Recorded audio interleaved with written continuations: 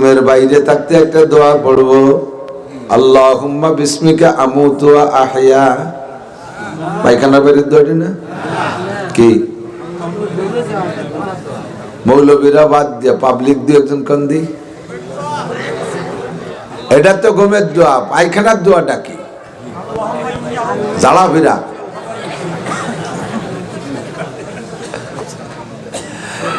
তবলিগে গেছে একজন পাবলিক রে আমির সাহেব জিজ্ঞেস করছে, বলেন তো গোসলের বরস কয়টি? কয় 3টি। 1 নম্বরে গরম পানি, 2 নম্বরে সাবানদানি, 3 নম্বরে গামছাখানি। গোসলের বরস 3টি। আমাদের বাথরুমের বাইরে থাকতে দোয়া আছে, সেই দোয়াটা পড়লে 100 শহীদের সওয়াব পাওয়া যায়। আল্লাহুম্মা ইন্নী আউযু বিকা মিনাল খুবুসি ওয়াল খাবায়েস।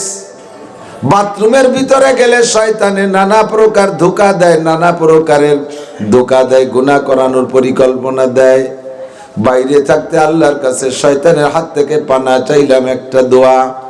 এটা একটা দোয়া মানে ইবাদত। বাথরুমের মধ্যে ঢুকবো, এ জায়গা ঢোকার সময় বাম পা দিয়া, কোন পা দিয়া? যদি জুতা বাইরে রেখে ভিতরে আলাদা জুতা ব্যবহার করা লাগে, ভালো ভালো বাথরুম, আর গ্রাম্য পাবলিকের বাথরুম তো বাইশ দিয়ে বানানো। এক ডাক্তারের কাছে গেছে এক রোগী যাইয়া ডাক্তারের কাছে যার সমস্যা ব্যক্ত করছে, তার ডাক্তার কাছে আপনার পায়খানা কেমন? গরিব মানুষের পায়খানা ওই কলার পাতা দিয়ে বান্ধা। উনি জিজ্ঞেস করছে পায়খানা মানে ব্যাটের পায়খানা কেমন? আর উনি গরিব মানুষের পায়খানা কেলার পাতায় দিয়ে বান্ধা। আম টাম পড়ে নাকি? আছে একটা গাছে 2 সেট ছিল, তাক ছুটেই বলি সাপ হয়ে গেছে। গরিব মানুষের পায়খানার ভিতরে জুতো বাইরে থাকে না, বাইরে ভিতরে জুতো থাকে না। এক জুতো দিয়ে সব জায়গা কাজে লাগান। তবে যদি জুতা বাইরে রেখে ভিতরে আলাদা জুতা থাকে, বাইরের জুতা বাইরে রেখে ভিতরে যখন ঢুকবেন বাম পা দিয়ে, কিন্তু প্রথম জুতোটা বাম পার মধ্যে ঢুকবেন না। জুতার উপরে পা রাইখা, স্যান্ডেলের উপরে বাম পা রাইখা, এরপরে ডান পা ভিতরে নিয়ে জুতার মধ্যে ডান পা আগে ঢুকাবেন, এরপরে বাম পা ঢুকাইবেন। এতে আরো 2টা সুন্নাত। 1 নম্বরে বাম পা বাথরুমের মধ্যে আগে দেওয়া সুন্নাত, এরপরে ডান পা জুতার মধ্যে ঢুকাইলেন, আরেকটা সুন্নাত। বাইরে থাকতে দোয়া পড়া, ঢোকার সময় 2টা সুন্নাত, 3টে সুন্নাত হইল। দরজা সুন্দর করে বন্ধ করে দিয়ে বাথরুমে বসবেন। সবই ইবাদত, আমার ইসলাম বলতেছি। বাথরুমের ভিতরে যত কষ্ট হোক একাই যাইতে হয়। জম্মের কষা হলে আর একজনকে সাথে নেওয়া যায় না। বাথরুমের ভিতরে যাইয়া নিরিবিলি একা, লুঙ্গিটা খুলে উপরে আলনার সাথে বাঁধাইতে সিগারেট ধরাইয়া বসতে হয়। গুদ্দুম আর বিড়িদ্দুম একসাথে সুস্তি হয়, এরকম নাকি? যতটুক প্রয়োজন ততটুক খুলতে হবে। একেবারে কাতলা বারোই দিয়ে বসা যাবে না। রান বারোই দিয়ে সানা বান্ধে বিড়ি চাটতে চারবে, এটা সুন্নতের খিলাফ, এটা মুসলমানদের আদর্শ। কতক্ষণ আমাদের নবীর সুন্নাত। বাথরুমে যাইয়া প্রয়োজন পরিমাণ কাপড় খুলবেন, কারণ খোলার সময় আপনার খেয়াল রাখতে হবে আমি যে হালাতে বসে আছি এই হালাতটা আমার আল্লাহ দেখে। আমাকে এত বড় ল্যাংটা ফ্যাংটা আল্লাহ দেখবে, লজ্জার ব্যাপার। পরিমাণ মতো রান টান ঘিরে যতটুক লাগবে ততটুক খুলবেন, এটা আরেকটা সুন্নাত। নবী পাক যখন বাথরুমে বসতেন আগের থেকে কাপড় তুলতেন না, একেবারে বসা হয়ে গেলে তারপরে আস্তে আস্তে যতটুক প্রয়োজন ততটুক খুলতেন, এটা আরেকটা সুন্নাত। 4টে হলো, কয়টা? বাথরুমের ভিতরে বাম পায়ের উপরে ভর দিয়ে বসা সুন্নাত। কারণ মানুষের সিনার মধ্যে আলা ইন্না ফিল জাসাদিল মুদগা ইজা সালুহাত সালুহাল জাসাদু কুল্লুহু ওয়া ইজা ফাসাদাত ফাসাদাল জাসাদু কুল্লুহু আলা ওয়াহিয়াল কলব। বাম দুধের 2 আঙ্গুল নিচে সিনার ভিতরে একটা গোশতের টুকরা আছে, এইটা মূলার মতো, গাজরের মতো, অর্থাৎ তার নাম হার্ট বা কলব। যখন ডান দিক কয়কাত হয় ওইটা এভাবে ঝুলে পড়ে ডান দিক, আর ওইটা খটখট করতে তালে থাকে। বাথরুমে যাওয়ার আগে হাতে 3টা ঢিলা নেবেন, যদি বাইরের থেকে ঢিলা নেন, আর যদি ঢিলা ভিতরে থাকে তাহলে আর ভিতরে যে কোনো কথা নাই। বাইরের থেকে যদি ঢিলা 3টা নেন, ওই ঢিলারে বলবেন উসকুতান জিক্রিল্লাহ, আপাতত জিকিরের থেকে বন্ধ রাখো। কারণ ঢিলা তো জিকির করে, গাছপালায় জিকির করে, সবার মধ্যে জবানে জিকির আছে, আমার কানে আমি শুনি না। এবার ঢিলা 3টাকে নিষেধ করে দিছি, জিকির করো না, এটাও একটা ইবাদত। বাথরুমের মধ্যে যাইয়া বাম পায়ের উপর দিয়ে ভর দিয়ে বসলে আপনার কলমটা বাম দিক কাত হয়ে যায়, ওর নড়াচড়া কমে যায়, জিকির বন্ধ হয়ে যায়। বাথরুমের ভিতরে জবানও জিকির হবে না, কোনো জায়গা জিকির হবে না। এটা আমার নবীর একটা আদর্শ ইসলাম। টুকিটাকি বক্তারা বলে না, মোটা মোটা ওয়াজ করে, আমি একটু টুকিটাকি যেগুলো আভ্যন্তরীণ ছোট মোটো এগুলো একটু বলে দেই, আর বললে ইনশাআল্লাহ আমল করার জন্য বান্দারা আস্তে আস্তে আস্তে আস্তে অভ্যস্ত হয়ে যাবে। কথা কন ঠিক না? এগুলো করতে তো কোনো কষ্ট নাই, কষ্ট আছে নাকি? সহজ আমল শিখাই দেই। আমি ওই হিন্দুরে বললাম আমাদের সব জায়গায় ইবাদত। এবার আমার আরেকটু বলিয়া দিক তাকান, রাতের বেলা শুইবেন ডান কাত হইয়া। কোন কাত হইয়া? শোয়ার সময় বলবানি সেটা, পায়খানা আগে সারি আসি। বাথরুমে বাম পায়ের উপরে ভর দিয়ে বসবেন। মেডিকেল সায়েন্সের বিজ্ঞানীরা পর্যন্ত আবিষ্কার করেছে, কয় মুহাম্মদুর রাসূলুল্লাহর মতো বিজ্ঞানী নাই। যত দিক আছে সব দিকের বিজ্ঞানী সায়েন্সম্যান মুহাম্মদুর রাসূলুল্লাহ। আরে বাম পায়ের উপরে ভর দিয়ে বসলে পায়খানা ক্লিয়ার হয় ভালো, ডান পায়ের উপরে ভর দিয়ে বসলে ক্লিয়ার কম হয়। এই জন্য নবী বাম পায়ের উপরে ভর দিয়ে বসতে বলছে। কত সুন্দর একটা আদর্শ, এটা একটা ইবাদত। পায়খানার মধ্যে এগুলো সব কিন্তু ইবাদত চলতেছে। এইটাকে সুন্নত মনে করে আমল করলে 100 করে শহীদের সওয়াব। এবার 3টা ঢিলা ব্যবহার করবেন। ঢিলা 3টে ব্যবহার পদ্ধতি কি? পুরুষের শরীর গরমকালে একরকম থাকে, শীতকালে আর একরকম হয়ে যায়। শীতকালে শরীরটা একটু চেপে যায়, আর গরমকালে শরীরের অঙ্গ প্রত্যঙ্গ ঢিলা হয়ে যায়। এই জন্য শীতকালে প্রথম ঢিলাটা পায়খানায় ব্যবহার করার সময় পিছন থেকে সামনের দিক, দ্বিতীয়টা সামনের থেকে পিছনের দিক, তৃতীয়টা পিছন থেকে সামনের দিক আনবেন। 3টে 5টা 7টা বেজোড় ব্যবহার করবেন। এখানে আর 2টা সুন্নাত হয়ে গেল। একটা হলো ব্যবহার পদ্ধতি, এক সুন্নাত। 2 নম্বর 3টা ঢিলা ব্যবহার করা, বেজোড় ব্যবহার করা আর একটা সুন্নাত। 4 নম্বরে নবী, 3 নম্বরে নবী পাকের এই ঢিলা ব্যবহার করা সুন্নাত। দেখেন কতগুলো সুন্নাত বলতেছি খালি পায়খানার মধ্যে। আমাদের ইবাদত পায়খানার মধ্যে কতগুলো, আল্লাহু আকবার। আর গরমকালে প্রথম ঢিলাটা সামনের থেকে পিছনের দিক, দ্বিতীয়টা পিছন থেকে সামনের দিক, তৃতীয়টা সামনের থেকে পিছনের দিক। কি জন্য পরে গরমকাল আসলে বুঝতে পারবেন, এখন কোয়া লাগতেছে না কি জন্য এগুলো করবেন।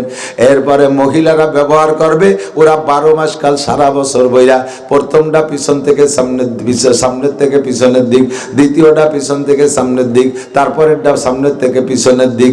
এগুলো সব সুন্নতি আমল। আমার নবী শিখাইতে কম শিখান নাই।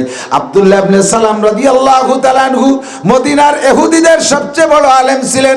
নবী পাক যখন মক্কা থেকে হিজরত করে মদিনায় গিয়েছে, আব্দুল্লাহ ইবনে সালাম নবী পাকের কাছে আইসা কলেমা পড়ে ইসলাম গ্রহণ করছেন। কন্যা সুবহানাল্লাহ। আব্দুল্লাহ ইবনে সালাম ছিলেন ইহুদিদের বড় পীর। ইনকাম সোর্স কিছুই ছিল না, শুধু পীর মুরিদি করে জীবন যাপন ছিল স্বাচ্ছন্দ্যের সাথে। ইহুদিরা মোটা হাদিয়া দিত। দেখেন না সরমুনাই যারা গেছেন, সরমুনাই যারা গেছেন 5 ওয়াক্ত কালেকশন হয় কি পরিমাণ। পান গাদি দেওয়ার মতো গাদি দিয়ে টাকা গনে। আরে ফজলুল করিম আর এ সাকসাবের জীবন কুরবানি করে দিয়ে গেছে। তার ছেলেরা এখন বস্তা বস্তা টাকা পায়, জায়গায় বৈশা লক্ষ লক্ষ কোটি কোটি টাকা পেয়ে যাচ্ছে। আব্দুল্লাহ ইবনে সালাম এমন পীর ছিলেন, মুরিদরা তাদেরকে এইভাবে তাকে এভাবে টাকা দিত। সুখে আনন্দের সাথে জীবন যাপন চলতো। নবী পাকের সাথে ইসলাম গ্রহণ করার পরে ইহুদিরা আইসা আব্দুল্লাহ ইবনে সালামকে ধিক্কার দেয়। আব্দুল্লাহ সহিকাতি ভূতি কিলে, তাই না? এই মুহাম্মাদের সাথে যে কটা মক্কায় চাইছে একটারও ভরণে কাপড় নাই, আইছে আনসারিকে সিরা লুঙ্গি ভর্তিছে। আর তুমি এত সুখে শান্তিতে ছিলে, সেই ভয়ীর মুহাম্মাদের সাথে যাই আবার দল বাঁধছো, না খাইয়ে মরার টানছে, তাই না? আর তুমি যে নবীর উম্মত ছিলে সে নবী বা কত বড়, আর মুহাম্মদ নবী কত ছোট। যদি মুহাম্মদ নবীও হয়, মানতে তো চাচ্ছে না, যদি নবীও হয় তাহলে তোমার নবী মুসা আলাইহিস সালাম সরাসরি আল্লাহর সাথে কথা বলছে, আর এই মুহাম্মদ নাকি তার সাথে জিবরাইলের মাধ্যমে কথা বলে, তাহলে তোমার নবী কত বড়। সরাসরি যে আল্লাহর সাথে কথা কয় মুসা নবী, আর মুহাম্মদের সাথে মুহাম্মদ আল্লাহর সাথে কথা কয় জিবরাইলের মাধ্যমে। আর মুসা নবীর আব্বা মা সব ছিল, আর এই মুহাম্মদের আব্বা মরে গেছে পেটে থাকতি, আর মা মরছে 6 বছর পরে। বিশ্বে 3-4 জায়গা জমি খাবার কিছু নাই, আন্তর্জাতিক খ্যাতি সম্পন্ন বই, তুমি তার কাছে এসে মুরিদ হতি। ঠাট্টা করার ভাষা যা বুখারী শরীফে এসেছে। দাঁড়ায় রয়েছে, তারা নিজেরা খুঁজে খুঁজে বসুক, দাঁড়াইতে যদি সুখ পাই আবার অসুবিধা কি। আমি তো ভালো চেয়ারে মোটা জায়গা বসিয়েছি, আমি সাথে যাবো কেন? আপনারা যদি আগেই বসেন দাঁড়াইলে না জায়গা পায়, এইটা লোক কইতে চাচ্ছে। যে শীতকালের দিন এক একজন এক এক জায়গায় তাওয়া বানাই ফেলছে, গরম হইলে ছাড়িয়ে দিয়ে আসতে বলে চাই নাকি। তবে যদি একটু কষ্ট হইলে আগায় আসেন, যদি একটু কষ্ট। এটা কোন দিক? এই যে বলছি, এই যে এই পাশে 1 কাঠা জায়গা খালি রয়েছে, আসবে কয়েন যা আছে ওদের দিয়ে ঘুরিয়ে দাঁড়িয়ে আসেন। সামনে আগায় বসলে আপনার আমল নামায় 10 বছর এতেকাফের সব বেশি লেখা হয়ে যাবে, এক্ষুনি লেখা হয়ে যাবে, এক্ষুনি লেখা হবে। একরামের নিয়ে তাকান যে আমি আগায় বসলে আর এক ভাই বসবে, এই নেকির লোক থাকলে ঠান্ডা ভান্তায় কিছু আসা যাবে না, আগায় বসে পড়বেন ইনশাআল্লাহ, 10 বছর এতেকাফের সব পেয়ে যাবেন ইনশাআল্লাহ। আল্লাহু আকবার। আওয়াজ না করি, কথা না বলি, কথা শুনি, আমার দিক তাকান। এবার আব্দুল্লাহ ইবনে সালাম কাইছে কয়, আব্দুল্লাহ সুখী কাতি বুতি কিলে, তুমি মুহাম্মদ গরিব, মুহাম্মাদের মতো ছোট নবীর কাছে বায়াত হইলেন, উম্মত তার উম্মত হিসেবে তুমি নাম লেখাই দিলে, তোমার মতো হতভাগ্য হতে পারেন। আব্দুল্লাহ ইবনে সালাম রে ইহুদিরা ধিক্কার দেয়। আমার দিক এ যুবক মনে রাখো, কথা শোনো, সব শুনতে হবে, বুঝতে হবে। আল্লাহু আকবার। এবার ইহুদিরা কয়, আব্দুল্লাহ তোমার মুহাম্মদ উম্মতকে একেবারে টুকিটাকি শিক্ষা দেয়, আর মুসা নবী উম্মতকে বড় বড় সবকিছু শিক্ষা দেয়। তোমার মুহাম্মদের কিতাব মাত্র 30 পারা, আর তুমি আগে যে নবীর উম্মত ছিলে সেই নবীর কিতাব 1000 পারা। তোমার মুহাম্মদের কিতাবে মাত্র 6666 আয়াত, তোমার তৌরাতের কিতাব ছিল 10 লক্ষ আয়াতওয়ালা। তুমি এত বড় নবীর বড় ধর্ম ছাড়িয়ে দিয়া এই টুকিটাকি মুহাম্মাদের কাছে মুরিদ হইলা কেন? আব্দুল্লাহ ইবনে সালাম তাদেরকে বলে, হে ইহুদির দল, কেন মুহাম্মাদের কাছে বায়াত হলাম? যদি বুঝতি তাহলে তোরাও হইতি। আরে মুসা নবী আল্লাহর সাথে কথা বলে, মুসা নবী জান্নাতের কথা বলেছেন, আল্লাহর কাছে শুনিয়ে বলছে, আর মুহাম্মদ নবী জান্নাতের কথা বলে, জান্নাত সচক্ষে যাইয়ে দেখে এসে বলে। কথা কন ঠিক কি ঠিক না? মুসা নবী সিদরাতুল মুনতাহার কাছে কথা বলে, কোনদিন সিদরাতুল মুনতাহার কাছে মুসা নবী যায় নাই। আমার নবী সিদরাতুল মুনতাহার কথা বলে, নবী সিদরাতুল মুনতাহা সচক্ষে দেখে আসে। মুসা নবী বাইতুল মামুর ফেরেশতাদের মসজিদ 7 আসমানের উপরে, এইটা তোমাদেরকে শুনাইছে, কিন্তু নিজে কোনোদিন দেখে নাই।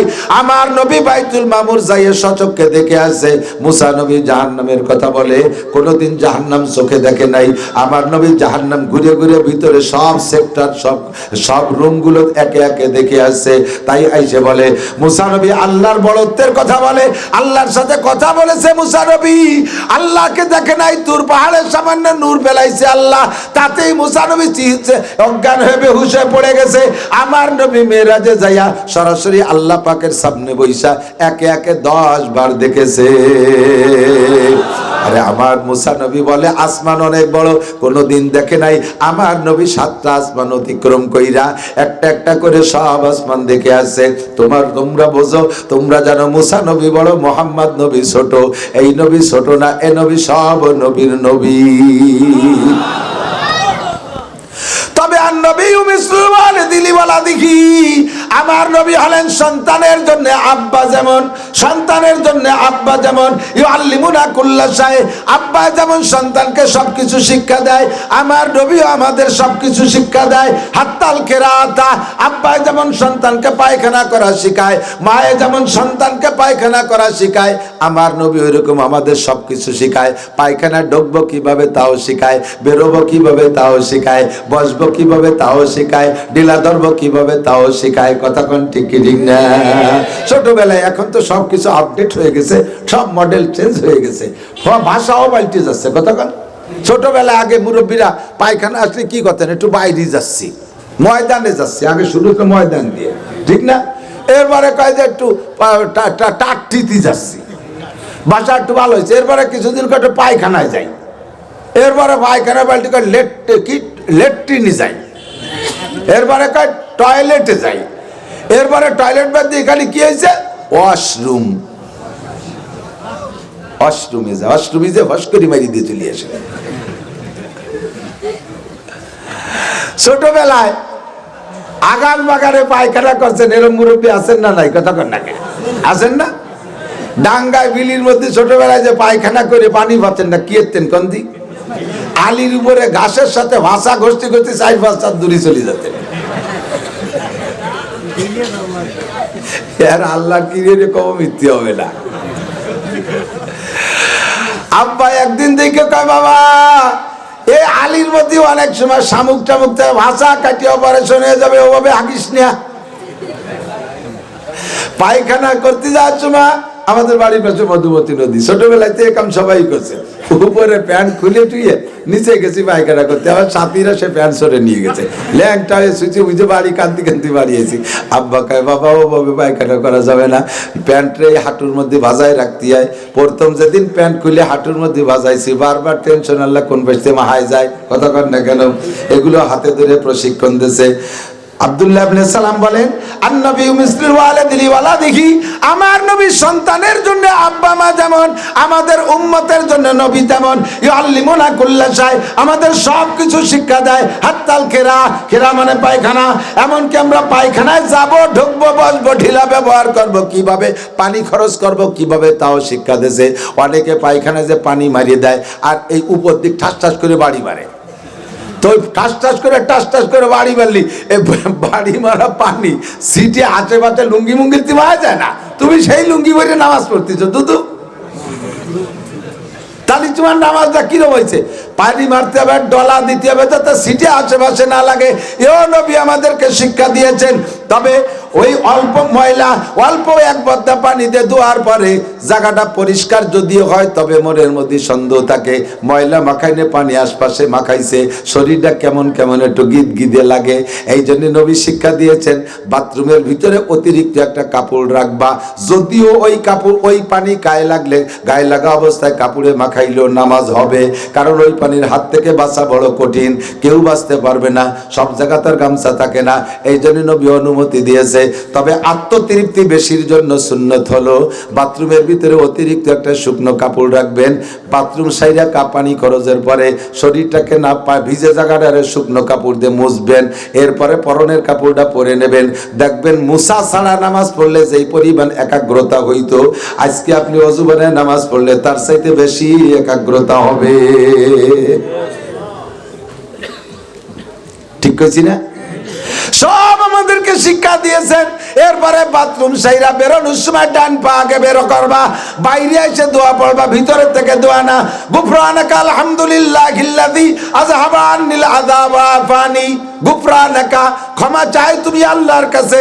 আলহামদুলিল্লাহ, আল্লাহ তোমার অসংখ্য প্রশংসা, তোমার সব প্রশংসা, কারণ আল্লাযী আযহাবা আন্নিল আযা, আযা মানে কষ্টদায়ক জিনিস। পেটের মধ্যে যদি পায়খানা জমে যায় আর যদি নিয়মিত পায়খানা না হয়, তাহলে কষ্টের শেষ আছে? কথা বলেন, শেষ আছে?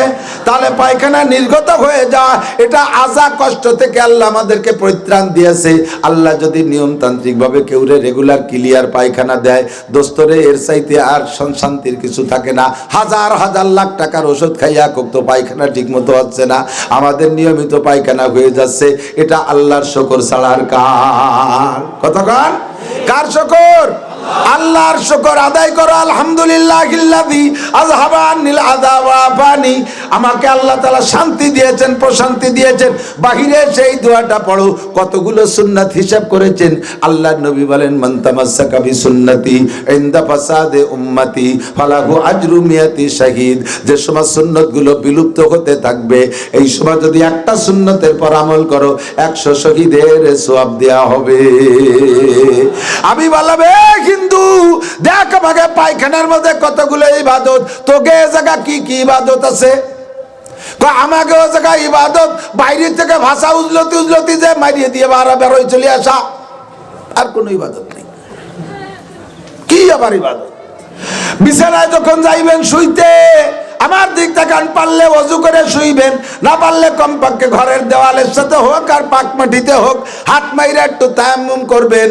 তায়াম্মুম হলো মাটিতে হাত মাইরা, হাতরে এরকম ঝাইরা সর্বপ্রথম আপনি মুখটারে একটা সুন্দর করে ডলে ডলে মুছবেন, আর একবার হাত মাইরা হাতটাকে তায়াম্মুম করা শেখেন। আমার দিক তাকান, এই হাতটারে কোষ করে রাখবেন, হাতরে এরকম করবেন, একটু দেখাবেন কিরকম। এই 3 আঙ্গুল মিশানো, এই 2 আঙ্গুল ফাঁকা।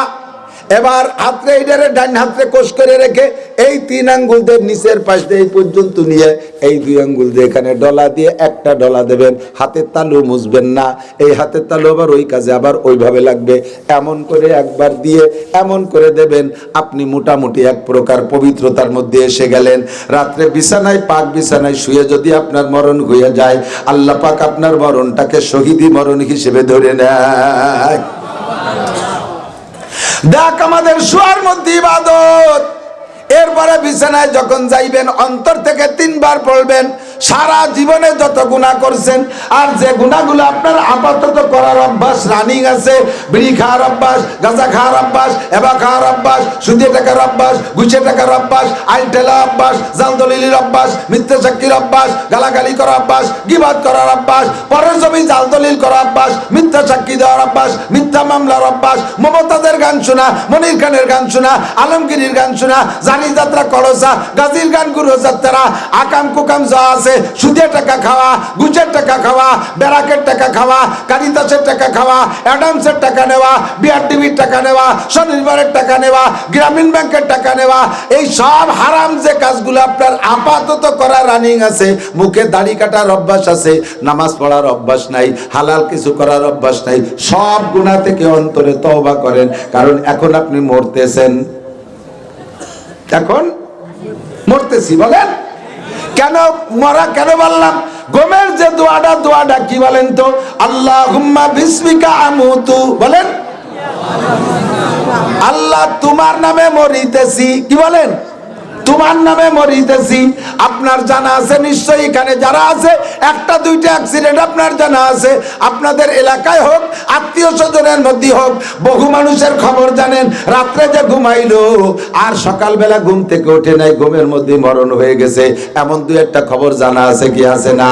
আপনিও সেই অঙ্গীকার করে মরণের ওয়াদা করে ঘুমোচ্ছেন। আল্লাহুম্মা বিসমিকা আমুতু, আল্লাহ তোমার নামে মরিতেছি। ওয়া আহিয়া, সকালবেলা যখন ঘুম থেকে উঠবো তোমার নামেই উঠবো, তোমার নামে মরি, তোমার নামে সজাগ হই। কতক্ষণ? তোমার নামে মরি, তোমার নামে বাঁচি। এরপরে সকালে যখন ঘুম থেকে ওঠেন তখন কি দোয়া পড়েন?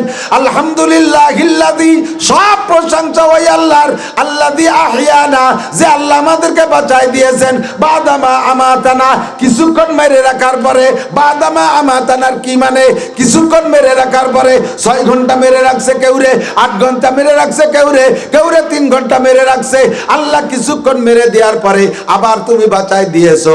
এই বাঁচানো আমার আব্বা বাঁচাই নাই, এই বাঁচানো আমার মা বাঁচাই নাই, এই বাঁচানো আমার নেতা নেত্রী বাঁচাই নাই। আমারে বাঁচাইছে কে? বল যুবক, কে বাঁচাইছে? আমারে মারছিল আমার আল্লাহ। ঘুম দেয় কে? আল্লাহ। ঘুম দিয়েছে মানে মেরে দিয়েছে, আবার ঘুম থেকে আমারে সজাগ করে দেছো তুমি। কাজে প্রশংসা সব তোমার। এরপরে ওয়া ইলাইহিন নুশুর, এদিক তাকান। 6 ঘন্টা মেরে রেখে বাঁচাই দিতে পারে যেই আল্লাহ, স্থায়ী মরণের পরে কিয়ামতে বাঁচাইতে পারবে কি পারবে না? ওয়া ইলাইহিন নুশুর, আবার আল্লাহর কাছে উঠতে হবে। দেখ আমার ঘুমের মধ্যে কত দোয়া। এবার শোয়ার সময়, এ যুবক আমার দিকে খেয়াল করো, ডান কাতে শুইবেন, আমার বডির দিকে তাকান, আমার বডির দিকে তাকান, এদিক ওদিক তাকায় না, দেখেন আমি কোন ফিগারে আছি, বোঝা যাচ্ছে? এইভাবে যদি আমি উত্তর শীতের ডাইন কাতে শুয়ে পড়ি, তাহলে আরবিতে লেখে আলো ডাইন দিক দিয়ে। আরবিতে কোন দিক দিয়ে? ডাইন দিক দিয়ে আমি এইভাবে কায়তে সরব শোব। এর নাম হলো কিবলামুখী শোয়া। এই কিবলামুখী শুইছি, বডিটার দিকে তাকান। এই অবস্থায় যদি শুই, আমার বডির মধ্যে মোহাম্মদ শব্দ লেখা হয়ে গেছে। মাথাটা মিম, কেনুর থেকে এই ভাঁজটা হা, পাশার এই মোড়টা আর একটা মিম, হাঁটুর নিচে দাল, মিম হা মিম দাল মোহাম্মদ। আমি মোহাম্মদি ফিগারে ডাইন কাতে শুইয়া হাতটারে গালের নিচে দিয়ে 3 বার পড়বো আস্তাগফিরুল্লাহ আল্লাযী লা ইলাহা ইল্লা হুয়াল হাইয়ুল কাইয়্যুম ওয়া আতুবু ইলাইহি। আমার নবী বলেন, তুমি যদি অন্তর থেকে সব গুনাহ থেকে তওবা করার নিয়তে এমন করে ইস্তেগফার করো, তাহলে তোমার আমলনামার গুনাহ যদি হয় কাদাদি আওরাকিল আসদার, পৃথিবীতে যত গাছ আছে তাতে যত পাতা আছে এত সংখ্যা যদি তোমার গুনাহ হয়, আরে কাদাদি রমালিল আর, জমিনে যত বালু কণা আছে, মাটির কণা, এত সংখ্যা যদি তোমার গুনাহ হয়, কাদাদি জাবাদিল বাহার, সারা পৃথিবীতে যত পানি আছে বাতাসে উড়াই দিলে বুদবুদি কণা হয়, এত কণা সংখ্যা ও পরিমাণ যদি তোমার গুনাহ হয়, বরঞ্চ 3টে মিলে যত সংখ্যা হয় এত গুনাহ যদি তোমার হয়, ও বান্দা অন্তর থেকে 3 বার ইস্তেগফার করলে সব গুনাহ আল্লাহ তাআলা সঙ্গে সঙ্গে ক্ষমা কইরা দেয়। শুধু ক্ষমা করে দিয়ে শেষ করে না, আল্লাহ কাইযাব লাহুল আযাবু ইয়াউমাল কিয়ামাতি ওয়া ইয়াখলুদ ফীহি মুহানা ইল্লা মান তাবা ওয়া আমানা ওয়া আমিলা আমালান সালিহা ফা উলাইকা ইউবাদদিলুল্লাহু সাইয়্যাতিহিম হাসানাত। জীবনের যত গুনাহগুলো সংখ্যা বলা হলো, এত সংখ্যা তোমার গুনাহ হইলে সঙ্গে সঙ্গে গুনাহগুলোকে আল্লাহ উল্টোয় পাল্টাইয়া নেকি দ্বারা পরিণত করে দেয়। এভাবে তুমি মোহাম্মদি ফিগার নিয়ে শুইবা। এদিকে দিক যুবকরা, আল্লাহ তাআলা প্রত্যেক আমলের প্রথম অংশটা দেখে, ফেরেশতাকে পাঠায় যে দেখদি প্রথম অবস্থা কিরকম আছে। প্রথম অবস্থায় এভাবে ডাইন কাতে শোয়া, এরপরে ফেরেশতার যে আল্লাহ কি যে শোয়া শুইছে, জাবাল কাবাল লালটু বল্টু জুয়েল টুয়েল টুলু লুলু ডলি বলি এ সব মুহাম্মদ হয়ে গেছে শুয়ে শুয়ে। এই যে রিপোর্ট দিয়ে আর আপনাকে দিকে আসবে না, আর আসবে সকালে ঘুমের থেকে উঠার সময়। এর মধ্যে তো আপনি সুতি সুতি লুঙ্গি গলায় পেঁচা গেছে, ফ্যান খাটের নিচে চলে গেছে, শীত কায় তুবত, ওগুলো আর ওরা দেখবে না, ওরা শুরুটা দিয়ে চলে যায়। আবার সকালবেলা যখন ঘুম থেকে উঠে দোয়া পড়বেন, আপনার জীবনের সব গুনাহ আল্লাহ মাফ করে দেয়। ফজরের নামাজ পড়বি যুবক, ঈশার নামাজ পড়বি, ঈশা পড়লে অর্ধরাত, আর এরপরে ফজর পড়লে বাকি অর্ধরাত। যেই লোকটা ঈশা আর ফজর পড়লো, নারী আর পুরুষ, আমার নবী বলে ওই লোকটার আমল নামায় সারা রাত ফেরেশতারা নামাজের নেকি লিখতে থাকে। আমার ইবাদত দেখ, ঘুমানোর মধ্যে ইবাদত আছে না নাই কথা কান। মাঝে মাঝে এই লবণটা একটু মুখে দেব, পড়বো হানি আম্মারি আ, এটা দেখ একটা নেকি। পানি যখন পান করবো বলবো অসাকাহুম রব্বুহুম শারাবান তাহুরা, কি সুন্দর পানি আল্লাহ আমারে দেশে, আমি পান করলাম খুশি মতে। মাঝে মাঝে লুকমা গেলবেন আর বলবেন লাকাল হামদু ওয়া লাকাশ শুকর। দেখ কত দোয়া খার মধ্যে, কত ইবাদত। ও হিন্দু ভদ্রলোক, তুই কত, তোকে কোন কোন জায়গা, এইসব জায়গা কি কি দোয়া আছে আমাকে দমা দমা দেন। খাওয়ার ভাব দেখছেন, হিন্দুকে খাওয়া দেখছেন নাকি জানি। আমাকে বাড়িতে ছিল যতীন ডাক্তার, এইরকম কান্দা খাড়া এত বড় থালে শেয়ার আনিক চালের ভাত দিয়ে তা মুখ ডলার মধ্যে $2-3 দিয়ে 3 ডালা বানাইয়ে টপাটপ মেরি দিয়েছে। আমার এক পরিচিত ভদ্রলোক ভক্ত, ও কয় হুজুর আমরা এক ব্যাচে 10 জন থাকি, তার ভিতরে আমরা 8 জন মুসলমান আর 2 জন হিন্দু। যদিও হিন্দু আমাদের সাথে মিলেমিশে চলে, হারাম টারাম ওকে জন্য আমরা জোগাড় করি না, আমাকে সাথেই খায়। তা 8 জনের জন্য 10 জনের জন্য 10 পোয়া চাউল দেই। 8 জন আমরা মুসলমান, আমরা সম্ভবত এই 8 জনে 3 থেকে 4 পোয়া চাউলের ভাত খাই, আর ওরা 2 দিয়ে 6 পোয়া খায়। পরে ওকে কলাম যে তুরা এরকম গাড়ইলে গিলা গিলিস কে, একই তো সাইজ, বডি তো তোকে বড় না, কাজও তো বেশি করিস নে। ওরাই কয় দাদা তোমরা খাস সময় বিসমিল্লাহ কও না, ওতেই পেট ভরে যায়। বলেন না সুবহানাল্লাহ, বলেন না সুবহানাল্লাহ। খাওয়ার সময় বিসমিল্লাহ কয় পেট ভরে যায়, এরপরে আলহামদুলিল্লাহ কয় যেটুক বাকি থাকে তাও ভরে যায়। তোকে সব জায়গা কি দোয়া আছে? কোনো দোয়া নাই। আমাদের ইসলাম সব জায়গা আছে না নাই? রাতের বেলা স্ত্রী নিয়ে আনন্দ করবা, সে জায়গাও তোমার দোয়া আছে, সে জায়গাও তোমার সিস্টেম আছে, আছে না নাই? আল্লাহু আকবার। আমাদের ইসলাম এ টু জেড সব জায়গা, তোদের ইসলাম, তোদের শরীয়ত সব জায়গা, তোদের ধর্ম সব জায়গায় এভাবে পাওয়া যায় না। আল্লাহু আকবার। আল্লাহ পাক 30 পারা কোরআন শরীফ দিয়েছে আমাদের জীবন যাপনের জন্য, অন্য আর কোনো কিছুর না। ব্যক্তি জীবন, পারিবারিক জীবন, সামাজিক জীবন, জীবন 6 ভাগে বিভক্ত। কয় ভাগ? 6 জীবনের সম্পূর্ণ সংবিধান আল্লাহ কোরআনে কারিমের মধ্যে দিয়ে রেখেছে। ব্যক্তি জীবন কিভাবে পরিচালনা করবা কোরআনে আছে না নাই? পারিবারিক জীবনের সংবিধান কোরআনে আছে, আরে সামাজিক জীবনের সংবিধান কোরআনে আছে, অর্থনীতি কোরআনে আছে, আয় রোজগার কিভাবে করবা, হালাল হারাম বাছাই করে হালাল ইনকাম করবা, সব কোরআনে আছে। রাজনীতিও কোরআনে আছে না নাই? আস্তে কয়, আস্তে কয়। রাজনীতি কোরআনে আছে, তবে তোমাকে এই পচা রাজনীতি কোরআনে নাই। যেই রাজনীতি দেয়া এক দলের ধ্বংস করে দিয়া আর এক দল এবার দুর্নীতি শুরু করো, আবার ওই দল ঠকে গেলে ওই দল এসে দুর্নীতি করো, ঠকা দলরা শেষ করে দাও, জিতা দলরা দুর্নীতি করো। এই রাজনীতি কোরআনে নাই। কোরআনের রাজনীতি নবীওয়ালা রাজনীতি, কোরআনের রাজনীতি আল্লাহর মনোনীত রাজনীতি, ওর মধ্যে আছে না নাই? আল্লাহ কয় কোরআনের রাজনীতি বাস্তবায়ন কর, আমি আল্লাহ লাফাতাহনা আলাইহিম বারাকাতিম মিনাস সামাই ওয়াল আরদ, আসমান জমিন থেকে রহমত আর বরকতে সব দরজা খুলে দেব। কন্যা সুবহানাল্লাহ। ওয়াদা করেছে কে? আসমান থেকে রহমত। বলেন আসমান থেকে রহমত, জমিন থেকে বরকত। আসমান থেকে রহমত, জমিন থেকে বরকত। বরকত কাকে বলে? যদি পয়সা থাকে একটু যান, না থাকলে কমপক্ষে দৈনন্দিন খবরের ভিতরে আফগানিস্তানের খবরটা সার্চ দে। যুবক, আফগানিস্তানের খবর সার্চ দে। আপনারা যারা মোবাইল চেনেন, আফগানিস্তানের বর্তমান অবস্থা সার্চ দিয়ে দেখবেন। আজিব আজিব কে আসতেছে। মোল্লারা, ওই আফগানি মোল্লারা ইসলামী হুকুমত কোরআনের আইন বাস্তবায়ন করেছে। মাত্র 2 বছর 3 বছর চলতে যাচ্ছে। 21 সালে তারা স্বাধীন করছে।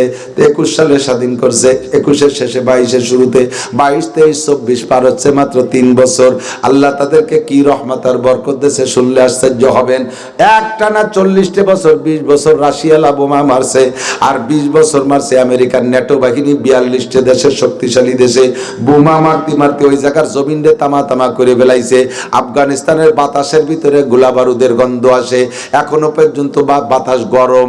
এই গরম বোমা মারতে মারতে তাদের জমির উর্বর শক্তি এমন নষ্ট করে দিয়েছিল।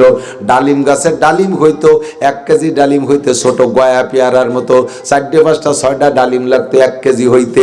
আফগানি মোল্লাদের হাতে যখন ক্ষমতা আসছে, 1 বছরের মাথায় আল্লাহ পাক সেই মাঠের সেই গাছে, গাছও পাল্টাই নাই, মাটিও পাল্টাই নাই, সেই গাছের সেই ডালিম গাছের, আল্লাহু আকবার, এখন 1 ডালিমে 1 কেজি। ওয়ালাউ আন্না আহলাল কুরা আমানু ওয়াত্তাকাউ লাফাতাহনা আলাইহিম বারাকাতিম মিনাস সামাই ওয়াল আরদ। আসমান থেকে রহমত, জমিন থেকে বরকত জ্বালাই দিয়েছে। আর আফগানে আর একটা বড় ব্যবসা, আর একটা ইনকাম সোর্স, দেশে জাফরান হয়, দামি জাফরান। 1 বড়ি জাফরানের দাম 300 টাকা, 400 টাকা, 500 টাকা 1 বড়ি জাফরানের দাম। তাহলে কেজি কত দাম? জাফরানের চাষ একমাত্র বিশ্বে আফগানিস্তানে হয়। আর এই দামি জাফরান সারা পৃথিবীর সকলের চাহিদা।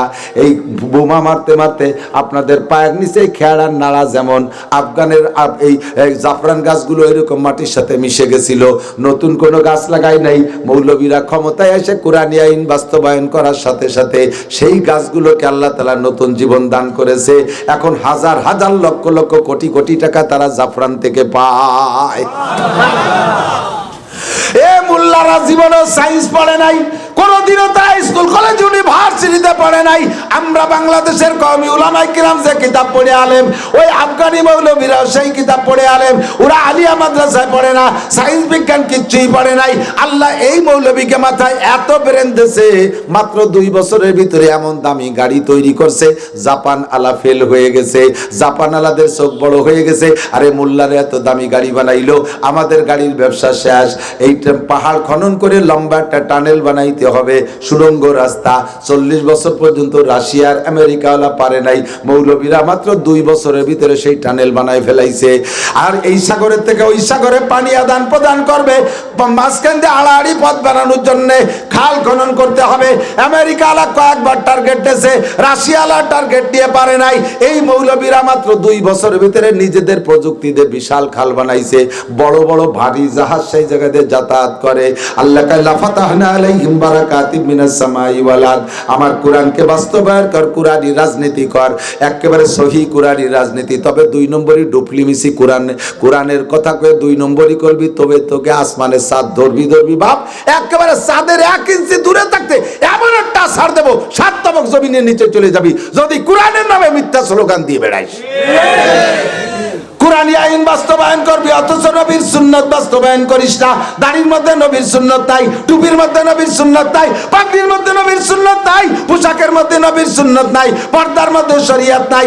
আদাবিদে 50-50 ইসলাম করো, আবার কোরআনী আইন বাস্তবায়ন করার চেষ্টা করো। এমন ধোঁকার কোরআন না, আফগানি মোল্লাদের মতো শতভাগ। এখন চোর ধরা পড়লে হাত কাইটা দেয়, জিনা করা ধরা পড়লে পাথর মেরে শেষ করে দেয়, অবিবাহিত জিনাকর ধরা পড়লে 100 ডোরা মারিয়ে দেয়। ডেলি হাজার হাজার মারা রাখতেছে না, মাত্র 2-4 ডেরে মারিয়ে দিয়েছে প্রথম বছর। এখন আফগানিস্তানে জেনা আর চুরির গন্ধই নাই। দাড়ি কাটলে তার জন্য পানিশমেন্ট আছে, মদ গাঁজা খাইলে পানিশমেন্ট আছে, বেপর্দা করলে পানিশমেন্ট আছে।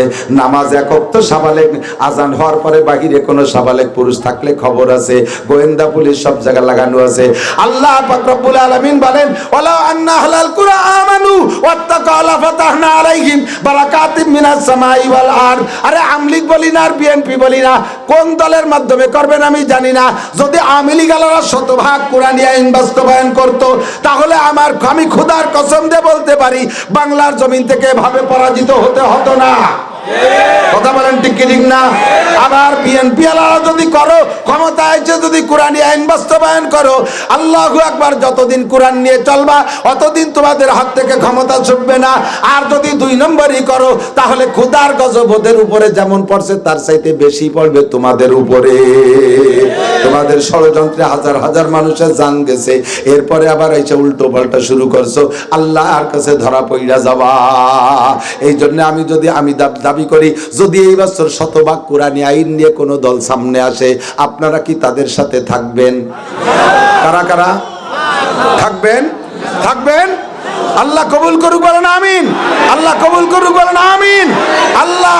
আল্লাহর মাশাআল্লাহ হাত নামান। কন্টেস্ট একটা বার আল্লাহকে একটু ট্রাই করি যে আফগানে দেশে আমাকে বাংলাদেশের এইরকম আড়াইনিকে দেয় না দেয়, কোয়া যায় কি?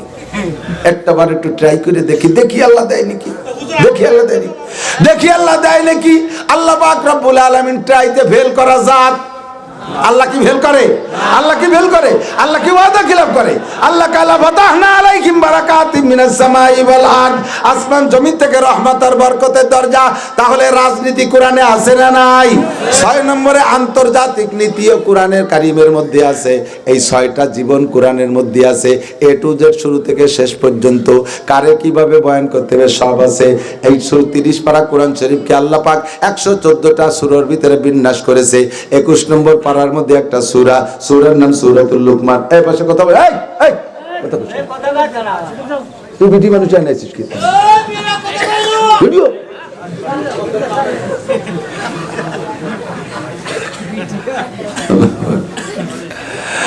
আল্লাহ নোটাক বাটুস কথা হবে না, বেশি ভালো কথা হলে মাইকি করে সবাই শুনি, আর চুপ থাকতে হবে।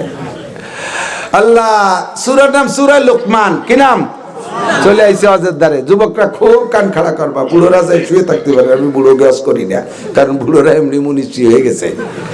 ট্যাগ একখান কবরে চাকা পাংচার হয়ে গেছে। দিনের বেলা আগে বেলা দেখতে, এখন আসরের বেলাতে পায়খানার দরজা খুঁজে পায় না।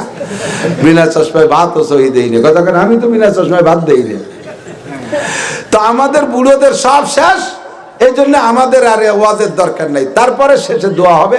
ব্যাগটায় যদি একটু কান্দে দেন, দাড়ি পাকা মানুষ চোখ দিয়ে 2 ফোঁটা পানি পড়লে, ঠোঁটটা বাঁকায় গেলে আল্লাহ তাআলা লজ্জায় ওই বুড়োর সব গুনাহ মাফ করে দেয়। এই একটা ফজিলত বুড়োকে আছে। বাকি সমাজকে নষ্ট করতেছ যারা যুবকরা, জমিনের আংটা ধরে উঠো আর নামাও। হ্যাঁ, আমরা দেশের পাইছো দেখাই ছেড়ে দেব। তোমরা পাইছুরা একটু ভালো হওয়ার জন্য তোমাদের অনুরোধ করি দোস্ত, সূরার নাম সূরা লোকমান, খুব কান কাড়া করে শুনবা। সূরা লোকমান বিভিন্ন সূরার বিভিন্ন নাম আছে, পিপিলিকার নামে শুরু আছে নামাল, হ্যাঁ নামাল মানে পিপিলিকা, বাকারা মানে গাই, গাইর নামে শুরু, জি কাহাব একটা গোষ্ঠীর নামে একটা দল, আসহাবে কাহাব 7 জন যুবকের নামে একটা সূরা। এরকম 114টা সূরা বিভিন্ন নামে। এই সূরাটা কোন নবীর নামে না, একজন ওলির নামে। ওলির নাম হলো লোকমানে হাকিম। কি নাম? লোকমানে। খুব খেয়াল, লোকটার চেহারা যদি দেখতেন, আমি দেখছি তা না, যেভাবে তফসিরে পড়ছি এবং সেই গোষ্ঠীর লোক আমি মক্কায় দেখছি, মদিনায় দেখছি, কালোর মধ্যেও ভাব আছে। আমাদের বাঙালি কালো, নাক চোখ অনেক সুন্দর, অনেক ডলার চাইতে কালাটারে ভালো দেখা যায়, ঠিক না? আর এই হাফসি কালারা ঠোঁট দুটো মোটা মোটা, 2 ঠোঁট 2 দিক, দাঁতগুলো সুন্দর সুন্দর সাদা, ছোট্ট ছোট বিলে চোর মতো চোখ, মাথার চুল কুকড়ি মুকড়ি দিয়া, এটা ডেবা ডুবো মোটা, ভেইক করে ভেড়ুস ভেড়ুস মোটা, এত মোটা মোটা সর্বি কলার মতো আঙ্গুল, পাও বালি মাঙ্গির মতো ভাইটিয়ে 3-4 ভাগ ওই রক্ত বেরোস, সেরম দেখা যাচ্ছে। আবার এই মেয়েরা কুকড়ি কুকড়ি চুল, এক এক মাথায় 40-50 এরিয়া ছোট শিখে বুনই না, মহিলা আমাকে শিখে বানাতে মনে আছে, পাট দিয়ে সেই শিখে বুনানোর মতো ওইরকম বেনি পড়ছে, মাথা বইয়ে এই কালারা ওইভাবে সাজছে। সেই বংশের একটা লোকের নাম লোকমানে হাকিম, একেবারে বংশ ধরে গোলাম, উনি গোলাম, ওনার বাপ গোলাম, তার বাপ, তার বাপ, 14 পুরুষ ধরে গোলাম। গোলাম মানে কি? গোলাম মানে আপনার বাড়ির গরু, সেম কোয়ালিটি অফ গরু, আপনার বাড়ির গরু আছে, গরু আছে না, গরু পালেন, আপনার বাড়ির গাভীর বাচ্চাটা এখনো দুধ ছাড়াই নেই, আপনি ইচ্ছে করলে বাছুরটারে রেখে গাইটারে বেশি ফেলাই দিচ্ছেন, আবার গাইটারে রেখে বাছুরটারে বেশি ফেলাই দিচ্ছেন। এ জায়গা গায়ের কোনো অভিযোগ আপনি শোনেন না, বাছুরটায় কান্দে শোনেন না, এই গরুর কোনো আধিপত্য নাই, বাছুরটারে দড়ি বাঁধে রাখছেন, মার অলান দুধি ভরিয়ে গেছে, সহ্যতি বাতে তার অলানের মধ্যে টাট আসছে, তবুও বাচ্চাটারে ছাড়িয়ে দেন না আপনি দুধ খাওয়ার জন্য, নিজের বাচ্চারে নিজে দুধ খাওয়ানোর অধিকার নাই। এই গরুগুলো যেমন মানুষ ও গোলাম যারা মালিকের কাছে এরকম ছিল, সন্তান তার, অথচ সন্তানের একটা প্যান্ট কিনে দেওয়ার ক্ষমতা বাপের নাই, মাকে মায়ের বাচ্চারে দুধ খাওয়ানোর ক্ষমতা নাই মালিকের অর্ডার ছাড়া। এই হলো গোলামবান্দির পরিবেশ ছিল। সেই রকম একটা গোলাম লোকমানে হাকিম। 3টে গোলাম সম্পর্কে হাদিসের মধ্যে আসছে, নবী পাক বলেন 3টে গোলাম, 3টে কালো মানুষ, 3টে কালো মানুষ লক্ষ লক্ষ ধলা মানুষের চাইতে আল্লাহর কাছে দামি। একটা কালো মানুষ লোকমানে হাকিম, আর একটা কালো মানুষ বিলালে হাবশি, আর একটা কালো মানুষ মাহজা রাদিয়াল্লাহু তাআলা আনহু, হযরত উমর রাদিয়াল্লাহু তাআলা আনহু আজাদ করা গোলাম। এই 3টে কালো গোলাম লক্ষ লক্ষ ধলা মানুষের চাইতে আল্লাহর কাছে দামি। আদমিয়াত লাহম শাহম পোস্তে নিজ, আদমিয়াত লাহম শাহম পোস্তে নিজ, আদমিয়াত জুজরি যায় দোস্তানিস। মোটা ভেড়ো বুড়ো স্বাস্থ্য হলি তার নাম মানুষ না, 7 ফুট লম্বা হলে তার নাম মানুষ না, সাদের মতো চেহারা হইলে তার নাম মানুষ না। আরে মানুষ, মানবতা, মানুষ হলো আলাদা জিনিস। যার মধ্যে মানবতা আছে, আল্লাহর ভয়, আমার যুবক, যার মধ্যে আল্লাহর ভয় আছে, আল্লাহর প্রতি ঈমান আছে, ওই লোকটা কালো হোক আর যেমনই হোক, ফকির হোক আর মিসকিন হোক, তার দাম আল্লাহর কাছে হাজার হাজার ধলা মানুষের চাইতে বেশি না কম? কম না বেশি? জোরে বলেন, কম না বেশি? এই 3টে কালো মানুষের মধ্যে একটা কালো মানুষের নাম লোকমানে হাকিম আলাইহিস সালাম।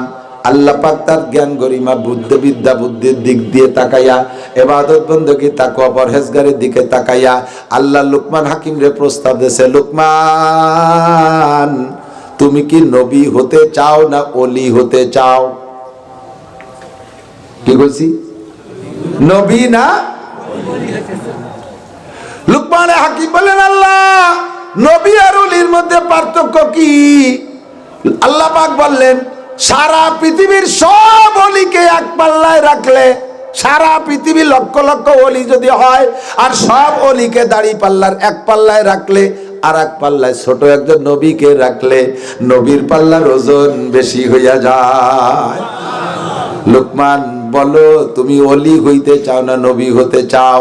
লোকমান হাকিম, হাকিম তো হিকমতের ঢিলিয়া, উনি কয়, আল্লাহ আমার জানা মতে আমার আগে যত মানুষের নবী বানাইছো, কেউরে নবী বানানোর জন্য প্রস্তাব দাও নাই, যারে নবী বানাবা তার কাছে জিবরাইল পাঠাই দিয়ে পতাকা দিয়ে দেছো, আর সে নবুয়তের পতাকা নিয়ে ঘুরছে। আমারও যদি তুমি নবী বানানোর ইচ্ছা থাকতো তাহলে প্রস্তাব দিতে না, ডাইরেক্ট নবী বানাই দিতে।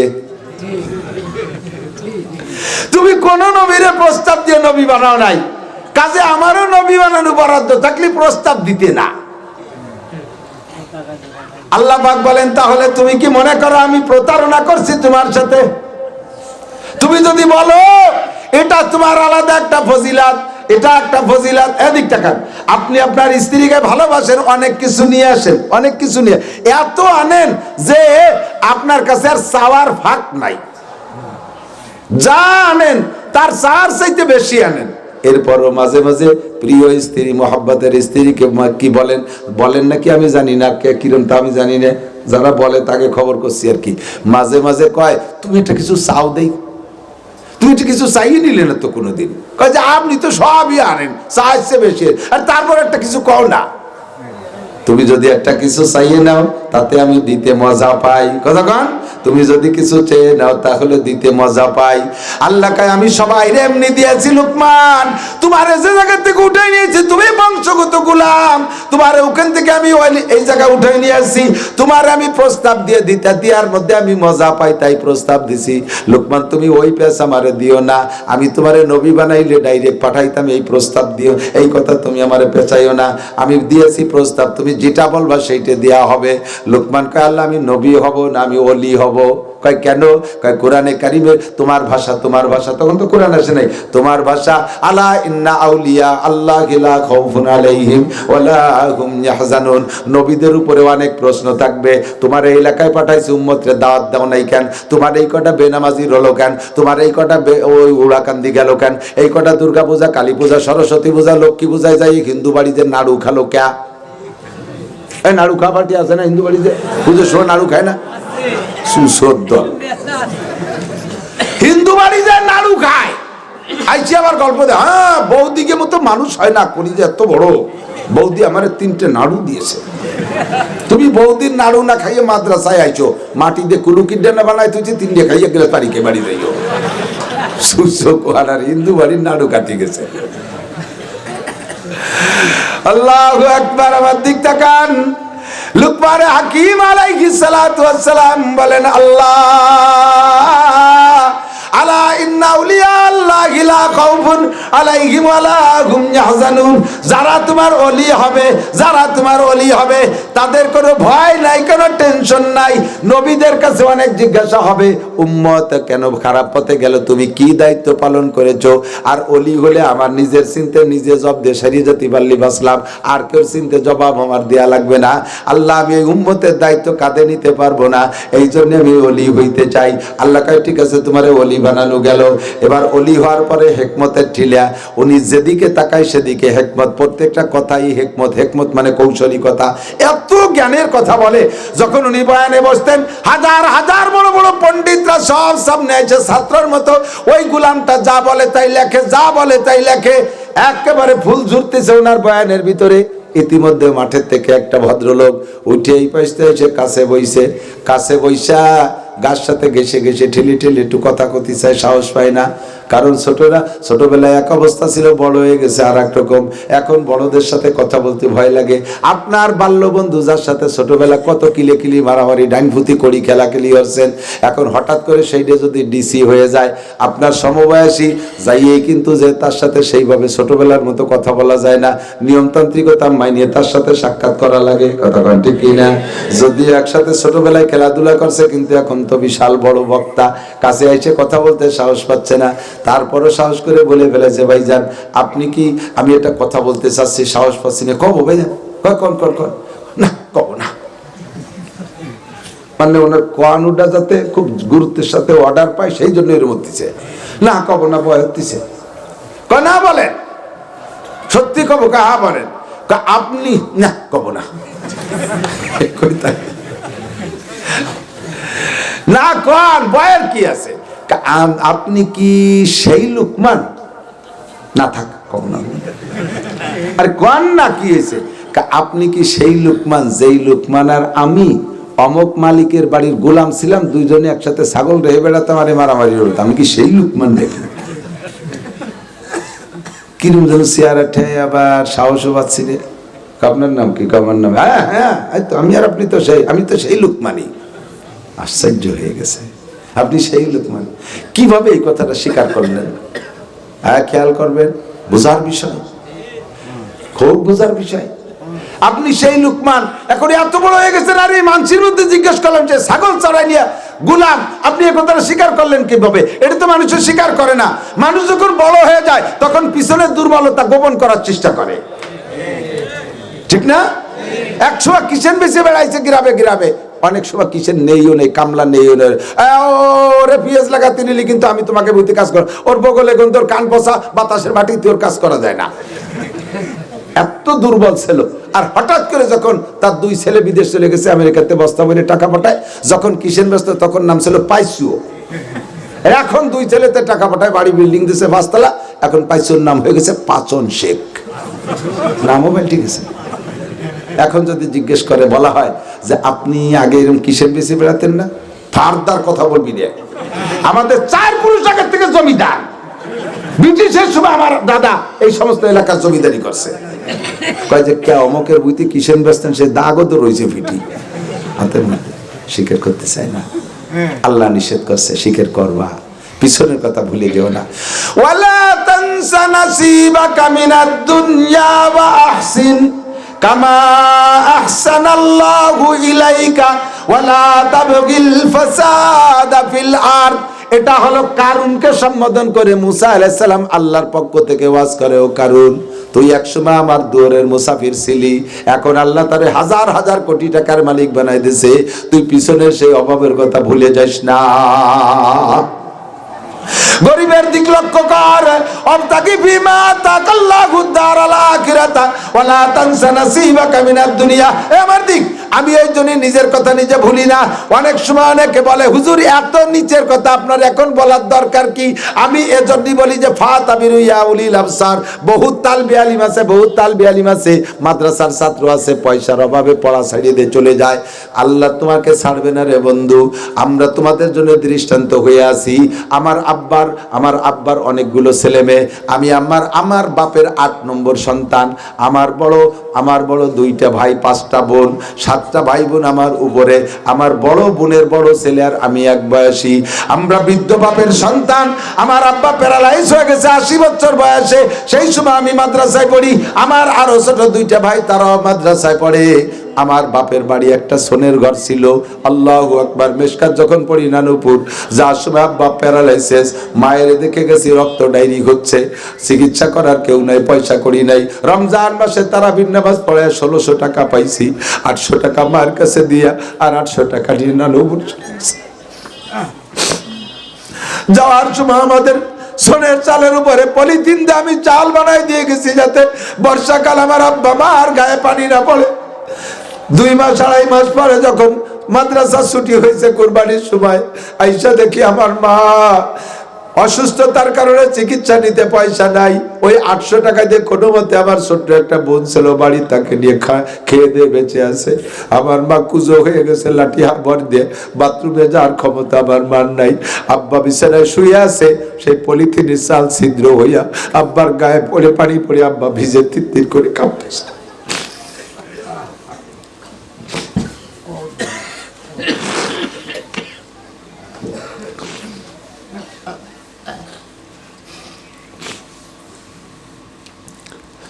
পয়সা আমার কাছেও নাই, বাড়িও নাই। 2টা বোনের কাছ থেকে আবার 10 দিন ছুটি কাটানোর পরে 2টা বোনের কাছ থেকে কিছু ভাড়ার টাকা নিয়ে আবার নানুপুর চলে গেছে। আব্বা আমারে কিছুই দিয়ে যেতে পারি নাই। শরহে বেকায়া যখন পড়ি আমি তখন অ্যাডাল্ট হয়ে উঠছি, লম্বা চম্বা। আমার এক মামা ছিলেন ক্যাপ্টেন আব্দুল সুবহান মিয়া, আব্বা প্যারালাইসিস। আমি বললাম বাবা, বেঁচে থাকলে আব্বা মারে খেদমত করে খাওয়াইতে হবে, আলেম হওয়া জরুরি না, আব্বা মার খেদমতি জরুরি। আপনি আমার সেনাবাহিনীতে চাকরি দিয়ে দেন। মামা কয় একটা 8 পাসের সার্টিফিকেট নিয়ে আসো। সার্টিফিকেট সংগ্রহ করে নিছি। মা ওই অবস্থায় পড়ে রয়েছে। মারে কইলাম মা, সুবহান মামা চাকরির ব্যবস্থা করছে, চলে যাই। মা কয় বাবা ট্রেনিং শেষে তোমাদেরকে যদি পাহাড় পর্বতে কোনো জায়গা দেয়, তখন ছিল পাহাড়, চট্টগ্রাম পাহাড়ের থেকে প্রায় গুলি খেয়ে খেয়ে আসতো আর্মিরা। মা কয় বাবা আমাদেরকে কামাই করে খাওয়ানোর জন্য দিন ছাড়িয়ে দিয়ে তুমি চাকরিতে যাবা, ওখান থেকে যদি গুলি খেয়ে বাড়ি আসো তাহলে তোমার দিনও শেষ দুনিয়াও শেষ। আমাদেরও কামাই করে খাওয়াইতে পারলে না, দুনিয়া আমাদের খেদমত করতে পারলে না, আখিরাতও পারলে না, পারবা না। আমরা মরে যাই এই অবস্থায় না খাইয়া, কবরের কাছে যে রব্বির হামহুমা পড়ো, আমরা আখিরাতে জান্নাত পাবো। ছাত্র ভাইদের পুরন জামা আমি ফারেক হওয়ার 10 বছর পর আমি ঘরে দেখছি ছাত্র ভাইদের দেওয়া পুরন জামা গায়ে দিয়েছি, তাদের ছিঁড়া লুঙ্গি, ছিঁড়ে যা রিজেক্ট লুঙ্গিটা আমার দিত, আমি পইরা তাই দিয়ে লেখাপড়া করেছি। জীবনে কোনোদিন ক্লাসে সেকেন্ড হই নাই। যার লুঙ্গি পরছি সে আমার কেনা তাকরারে বসতো, আমি পড়াই দিতাম, তারপরে সে পরীক্ষা দিত। আমার একই ক্লাস ফ্রেন্ড, সারা বোর্ডের মধ্যে 1 নম্বর স্ট্যান্ড করেছি। এত কষ্টের ভিতরে পড়া ছাড়ি নাই। মাত্র 250 টাকা বেতনে ইমামতি করতাম, বেতনটা পাই আব্বা আমার জন্য পাঠিয়ে দিতাম। 1 টাকা খরচ করতাম না, 1 টাকার একটা চকলেট কিনে খাওয়ার ক্ষমতা ছিল না। ছাত্র ভাইদের ফেলাইনে স্যান্ডেল দিত, ওই স্যান্ডেলে সেলাইনের পাইপ দিয়ে ফিতে বানায় আমি ব্যবহার করছি একেবারে দাওরায় হাদিস পর্যন্ত। তবুও লেখাপড়া ছেড়ে দেই নাই। কেউ যদি অভাবের কারণে পড়া ছেড়ে দাও বলে বলো, আল্লাহর কাছে জবাব দিতে পারবা না। আল্লাহ আমাদেরকে দৃষ্টান্ত তৈরি করে রেখেছে।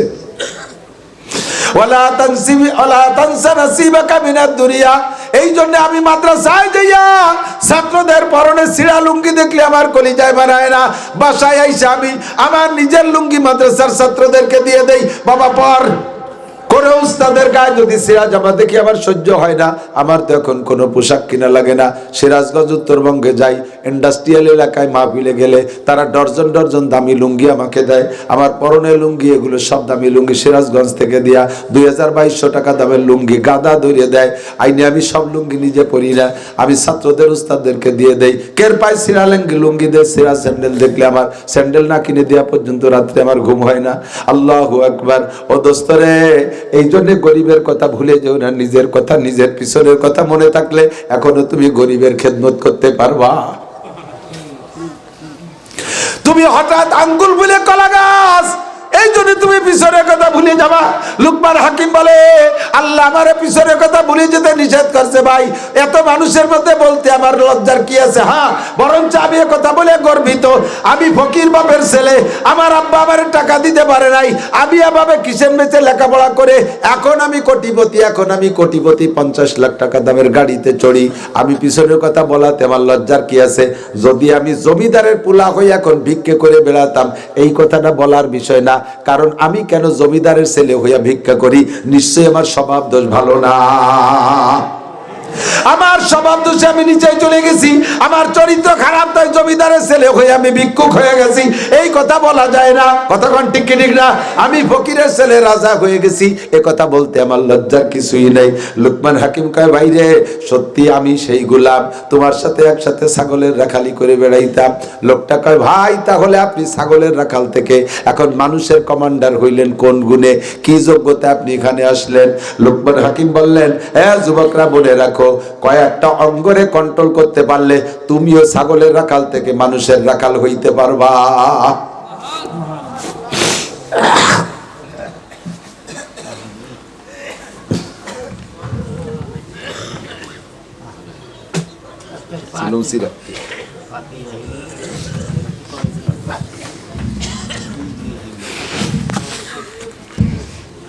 কষ্ট হচ্ছে? যুবকরা ভালো হতে রাজি আছো শোনা? এই কয়েকটা অঙ্গ তোমারও আছে, কন্ট্রোল করা যাবে? ছোটদেরকে স্নেহের সাথে তুমি বলি, রাগ করো না। মুরব্বীরা আপনারা, কষ্ট হচ্ছে? বেয়াদবি মনে করবে না। কয়েকটা অঙ্গরে কন্ট্রোল করতে পারলে তুমিও ছাগলের রাখাল থেকে মানুষের রাখাল, মানুষের কমান্ডার হইতে পারবা। 1 নম্বর হলো তোমার চক্ষু দুটো তোমার রাহবার। ভালো কাজ মন্দ কাজের পথ প্রদর্শন কে করে? জোর হলো না? চোখ তোমার সব কাজের রাহবার। ভালো কাজের দিকেও চোখে নাই, মন্দ কাজের দিকেও চোখে নাই। পরের মাল দিকে তোমার চোখে পছন্দ করে, তারপরে সেইটা চুরি করো, ডাকাতি করো, অপহরণ করো, সেইটাকে কেড়ে কুড়িয়ে নিয়ে আসো। এই চোখে তোমার সে জায়গা নেছে। একটা মেয়ের সাথে জেনা করা পর্যন্ত পৌঁছাই দেয়, ওই মেয়েটার সাথে সম্পর্ক করে তোমার চোখে দেখাইয়া, তারে চোখে দেখে ভালো লাগছে, তাই ধীরে ধীরে তার সাথে সম্পর্ক গড়ো। এই চোখটা তোমার রাহবার। টেলিভিশনের ভিতরে যত কাজ যা কিছু দেখেছো, ওইটা দেখে চরিত্র নষ্ট হয়েছে, ওই দেখার রাহবারি করছে তোমার চোখে। কথা বলেন ঠিক কি ঠিক না?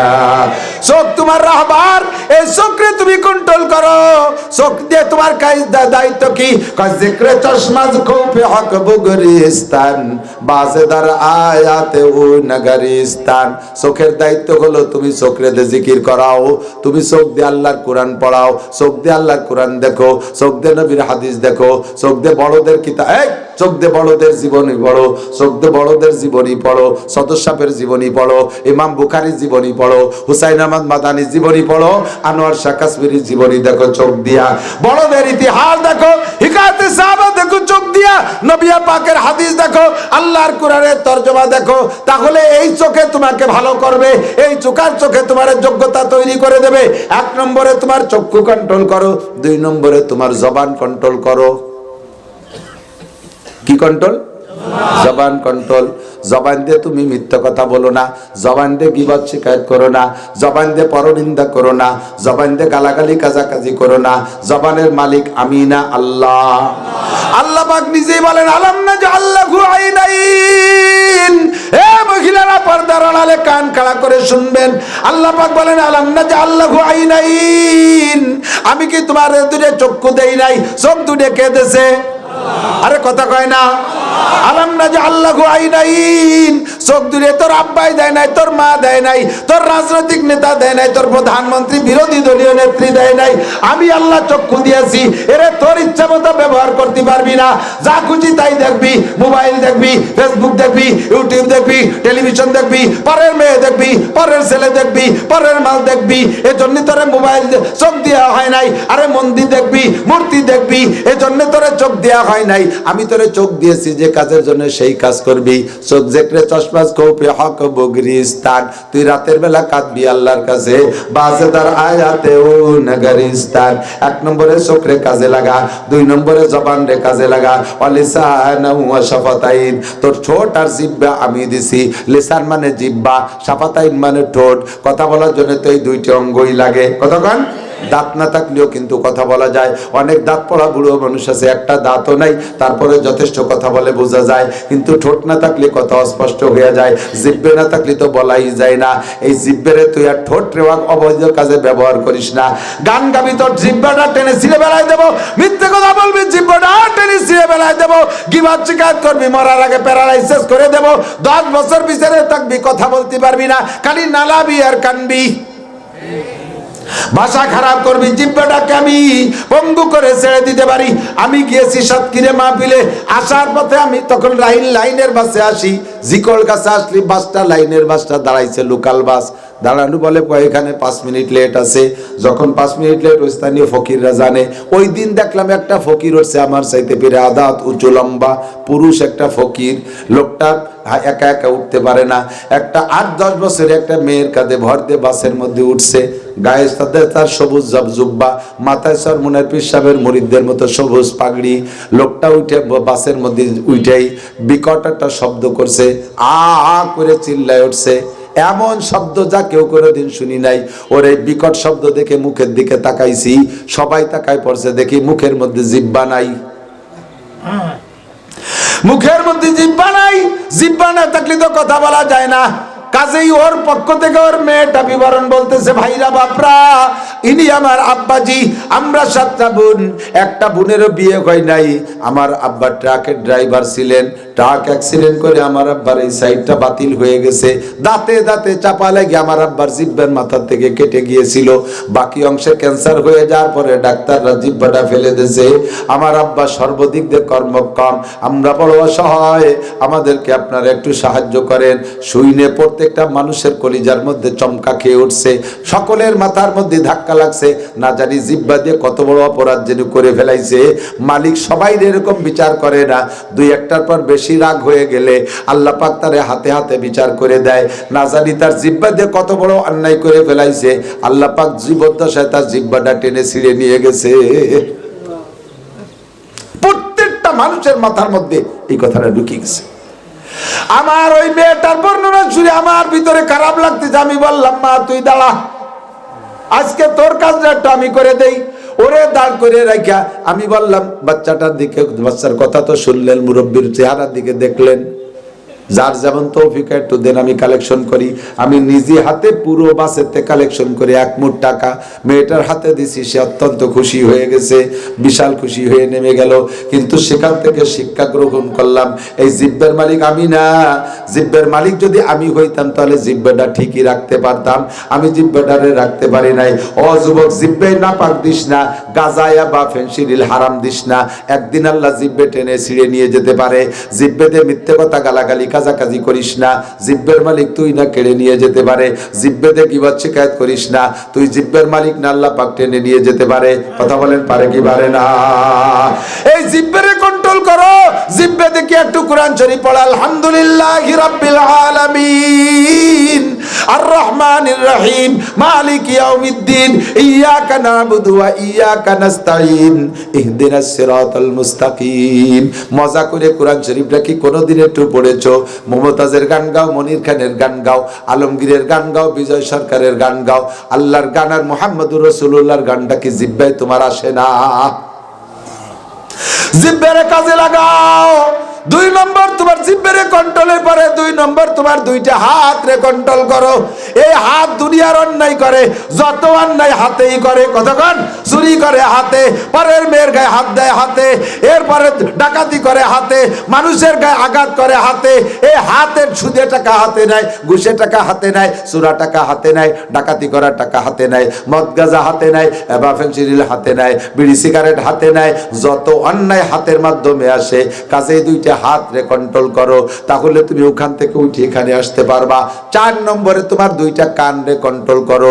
গীবত শিকায়াত শুনো না, মিথ্যা কথা শুনো না, নেতাদের ফাও পেশাল তুমি কান দিয়ে শুনো না, আজে বাজে গল্প শুনো না, মিথ্যে গল্প শোনার দরকার নাই। ওলামায়ে কিরামের কাছে যাও, বুজুর্গানে দিনের কাছে যাও, কোরআন হাদিসের কিছু নসিহত শোনো, তাহলে তুমি ওখান থেকে উঠে এখানে আসতে পারবা। 4 নম্বর 5 নম্বর আমার দিক তাকান, তোমার শরমকে কন্ট্রোল করো, লজ্জাস্থানকে কন্ট্রোল করো, তোমার লজ্জাস্থান রে কন্ট্রোল করো। আল্লাহ নবী বলেন, মাইয়াজমাল লিমা বাইনা লাহিয়াইহি ওয়া মা বাইনা রিজলাইহি আজমাল্লাহুল জান্নাহ।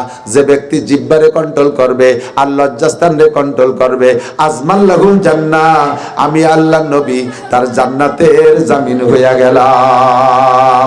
আরে নবী পাক যদি কের জান্নাতের জিম্মাদারি নাই, ওই লোকটা জান্নাতি না জাহান্নামী? জাহান্নামী না জান্নাতি? আর একবার বলেন, নবী যদি কের জান্নাতের জিম্মাদারি নাই, ওই লোকটা জাহান্নামী না জান্নাতি? এবার নবীর জান্নাতের জিম্মাদারি নেওয়ার জন্য আপনার দায়িত্ব মাত্র 2টি অঙ্গ। 1 নম্বরে জিহ্বা, 2 নম্বরে শরমগা। অন্য হাদিস ও কোরআনের আয়াতের দ্বারা বরাবর আরেকটা অঙ্গের কথা আছে, কপাল। বলেন কি? কপালটা কোনো মূর্তির সামনে সেবা দেওয়া যাবে, কোনো পীর খাজা বাবার পায়ে সিজদা দেওয়া যাবে, কোনো মাজার কবরে সিজদা দেওয়া যাবে। অনেক সময় আমার দিক তাকান, মুরব্বীদের পায়ে কদম বুসি করে, পায়ে হাত দিয়ে বুকে এনে চুমো খায়। বুকে নেবেন, চুমো খাওয়া পর্যন্ত নেবেন, কপালে দেবেন না। পায়ে হাত দিয়ে কপালে দেয়া মানে সিজদার শামিল। কথা কি বোঝা গেছে? এরকম ভুল সমাজে আছে না নাই? মুরব্বী বিশ্বাবজুরে হাতে হাত, পায়ে হাত দিয়ে চুমো খেতে পারেন, বুকে নিতে পারেন, কপালে দেবেন না। কপালটা একমাত্র আল্লাহর জন্য, জিহ্বাটাকে হালালের জন্য, আর শরমটাকে হালালের জন্য। হারাম জায়গা ব্যবহার করবি না, যদি কেউ করে থাকেন আজকেই তওবা করেন অন্তর থেকে, তাহলে লুকমান হাকিম বলে তুমি ওখান থেকে উঠে এখানে আসতে পারবা। 4, 5 নম্বর, 6 নম্বর তোমার 2টা চাকা। চাকা কি? চাকা কি? এই চাকা দুটি রে মন চাকি জায়গায় তুমি ঘুরাইও না।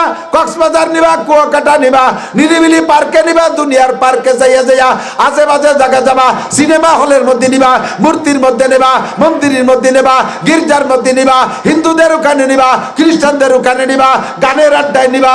এই পা দুটের আজে বাজে জায়গায় নিও না। চুরি করতে নিও না, ডাকাতি করতে নিও না। চাকা দুটের একটু বুঝে শুনে চালাইও। যদিও জায়গা চালাও, চাকা কিন্তু লিক করে দেওয়ার, পাংচার করে দেওয়ার ব্যক্তি আছে না নাই? মালিক তোরে খোড়া করে ফেলাই দেবে, পঙ্গু হয়ে ঘুরবি। আর এ সুন্দর মাঝে মাঝে হ্যান্ডসাম যুবকরা ভিক্ষা করতে আসে, দেখে কলিজায় মানায় না। এই নিচের টুক শুকোয় গেছে, উপরের টুক একেবারে কায়দা মতো বাঘের মতো ফিগার, বগলে ক্রাশ লাগাইয়া ভিক্ষা করতেছে। সেদিন কোন জায়গা যেন দেখছি, আগাগুলা সবই ঠিক আছে, চোখ দূরে কি এত বড় বড় দূরে চোখ, চোখ দেখেও বোঝা যায় না যে নষ্ট না ভালো, অথচ চোখে বিলকুল দেখে না। লোকটা ভিক্ষা করে বেড়াচ্ছে, প্রায় 6 ফুট জোয়ান, চাঁদের মতো চেহারা। ও যুবক, তুমি ভয় পাও, তুমিও কিন্তু তোমারে আল্লাহ পাক এরকম করে দিতে পারে, মাজার নিচে টুক পঙ্গু বানায় দিতে পারে কি পারে না? চাকা দুটের খারাপ জায়গা নিস না। লুকমানে হাকিম বলেন, এই কয়টা অঙ্গরে যদি তুমি কন্ট্রোল করতে পারো, তাহলে তুমিও ছাগলের রাখালির থেকে, তুমিও ছাগলের রাখালির থেকে এই মানুষের কমান্ডারির মধ্যে আসতে পারবা। আল্লাহু আকবার। এই লুকমান হাকিম হিকমতে ভরা। আজ থেকে আমরা পাক্কা প্রতিজ্ঞা করি, ইনশাআল্লাহ চক্ষুরে কাজে লাগাবো। একটু কথা কন, বাড়ি যে কাজে লাগাবা, কোন জায়গায় আমার দিক তাকা যুবক, মোহাব্বতের সাথে আব্বার চেহারার দিকে তাকাবা। এই যারা এখন বুড়ো বুড়ো বাপের সন্তান আছেন, আপনারা আপনার আব্বার যৌবনকাল দেখছেন? কথা বল না। আপনি আপনার আব্বার প্রথম সন্তান, আপনার আব্বা তখন ইয়াং, সুঠাম বডির অধিকারী, গাল ভরা গোস্ত, বাহু বাগের মতো, এসব জায়গা টাইট, কি সুন্দর টলটলে চেহারা। সেই আব্বাটা চোখের সামনে বুড়ো হইয়া একেবারে কুজো হয়ে গেছে, গলার সামনে ঝুলে গেছে, গালটা ভেঙে বসে গেছে, আব্বার চোখের উপর দিয়ে পর্দা চলে আসছে। আব্বা কথা কয় বোঝা যায় না, আব্বা কানে শোনে না। মায়ের অবস্থা এইরকম। এই দিকগুলো দেখে দেখে মনে মনে কল্পনা করবা আর আফসোস করবা, আর একটু হাই হুতোষ, আল্লাহ আমার আব্বা কত সুন্দর ছিল, আব্বা সেই আব্বার এখন এই অবস্থা। আমার মাটা কত সুন্দরী ছিল, আমার মাটার এই অবস্থা। আমি আমার মায়ের এই অবস্থা দেখেছি, যে সময় আমার মায়ের সন্তান আমি, ওই সময় আমার মাকে আর এক জায়গায় বিয়ে দিল, বিয়ে দেওয়া যাইতে এত সুন্দরী মহিলা ছিল আমার মা, আর আজকে আমার মা বিছানে পড়ে গেছে। এক একটা দিক লক্ষ্য করে করে মায়ের দিকে নজর করবা। নবী পাক বলেন, প্রত্যেক নজরে নজরে তোমার আমল নামায় একটা কবুল হজের সওয়াব দেয়া হবে। চোখে এই জায়গা কাজে লাগাও, জবানের জায়গা মতো কাজে লাগাও।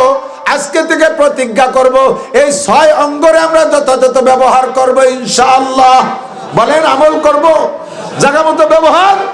তাহলে তুমি স্কুল কলেজ ইউনিভার্সিটির ছাত্র হও না কেন, ভ্যান রিক্সা চালানো যুবক হও না কেন, মাছ বেচা জাইলিয়ার জিয়ানি হও না কেন, আল্লাহ তাআলা মোহাব্বত করে তোমার টাইম দিয়ে এই চেয়ারে বসাইয়া এমন করে হাজার হাজার মানুষের সামনে তোমারে বক্তা বানাই দিতে পারে।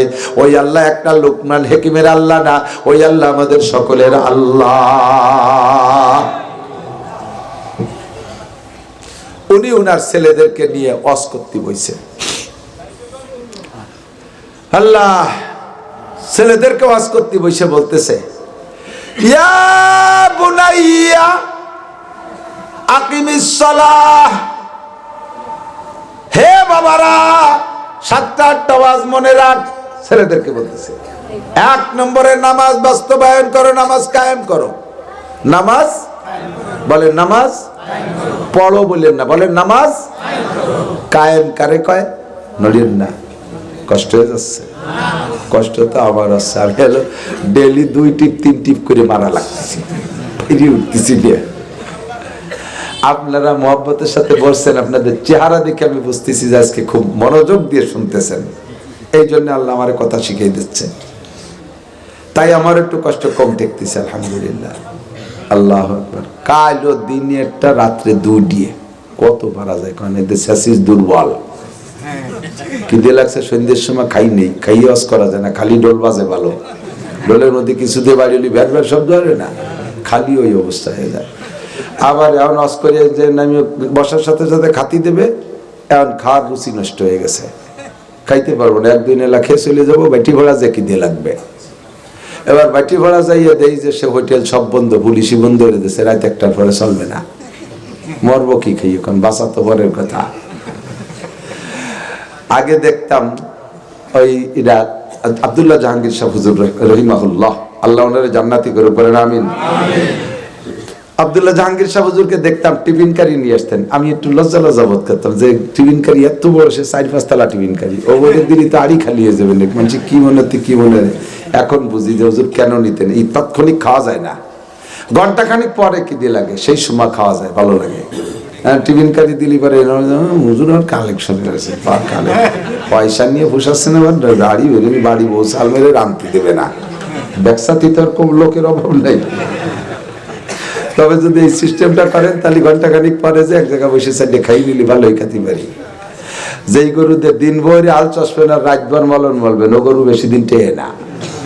দিন ভরে এক ঝামেলা, রাতভর আর এক ঝামেলা, এই জন্য আর বেশিক্ষণ পারা যাবে না। শুধু লোকমান হাকিম ছেলেদেরকে কি বলে, নামাজ কায়েম করো। নামাজ কায়েম মানে বাস্তবায়ন করা। বাস্তবায়ন কি, নামাজের একটা বাস্তবায়ন আছে, নামাজটা আদায় করার একটা সিস্টেম, আর ওই নামাজটা বাস্তবায়নের আলাদা সিস্টেম। নামাজটা আদায় করার জন্য খেয়াল করতেছেন, নামাজ আদায় করার জন্য 13টা ফরজ আছে। কয়টা? 13টা ফরজ, 14টা ওয়াজিব আছে, 28টা সুন্নতে মুআক্কাদা আছে। এই 3 প্রকার আমল করলে নামাজ বাস্তবায়ন হয়। এই নামাজ কি বলা হয়, নামাজ আদায় হয়, নামাজ আদায় হয়। আরে বাস্তবায়ন আলাদা জিনিস, নামাজের ক্রিয়া প্রকাশ পান না বলো বাস্তবায়ন হওয়া। নামাজের কার্যকারিতা, নামাজের কার্যকারিতা কি? নামাজের কার্যকারিতা হলো হাদিসে আসছে 5টা, আর আল্লাহর কোরআনে বলছে 1টা। কোরআনে যেটা বলছে ওটার মধ্যে সবকটা এসে গেছে। কোরআনে আল্লাহ বলছেন, ইন্নাস সালাতা তানহা আনিল ফাহশাই ওয়াল মুনকার। নামাজে নামাজিকে সকল প্রকার অন্যায় থেকে ফিরায়।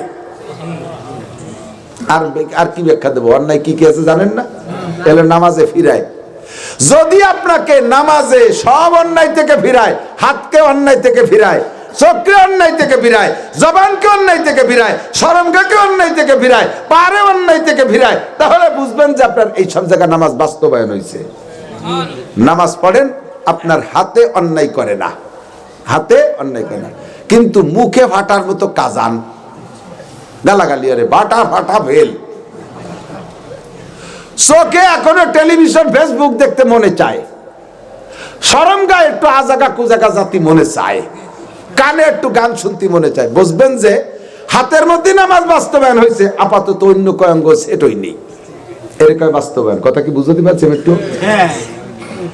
নামাজ পড়তে পড়তে হঠাৎ করে একদিন জবান কন্ট্রোল হয়ে গেছে, না আর মিথ্যে কথা বলবো না, আর গালাগালি করবো না, আর গীবত শিকায়ত করবো না। এবার জবানের মধ্যে বাস্তবায়ন হয়েছে।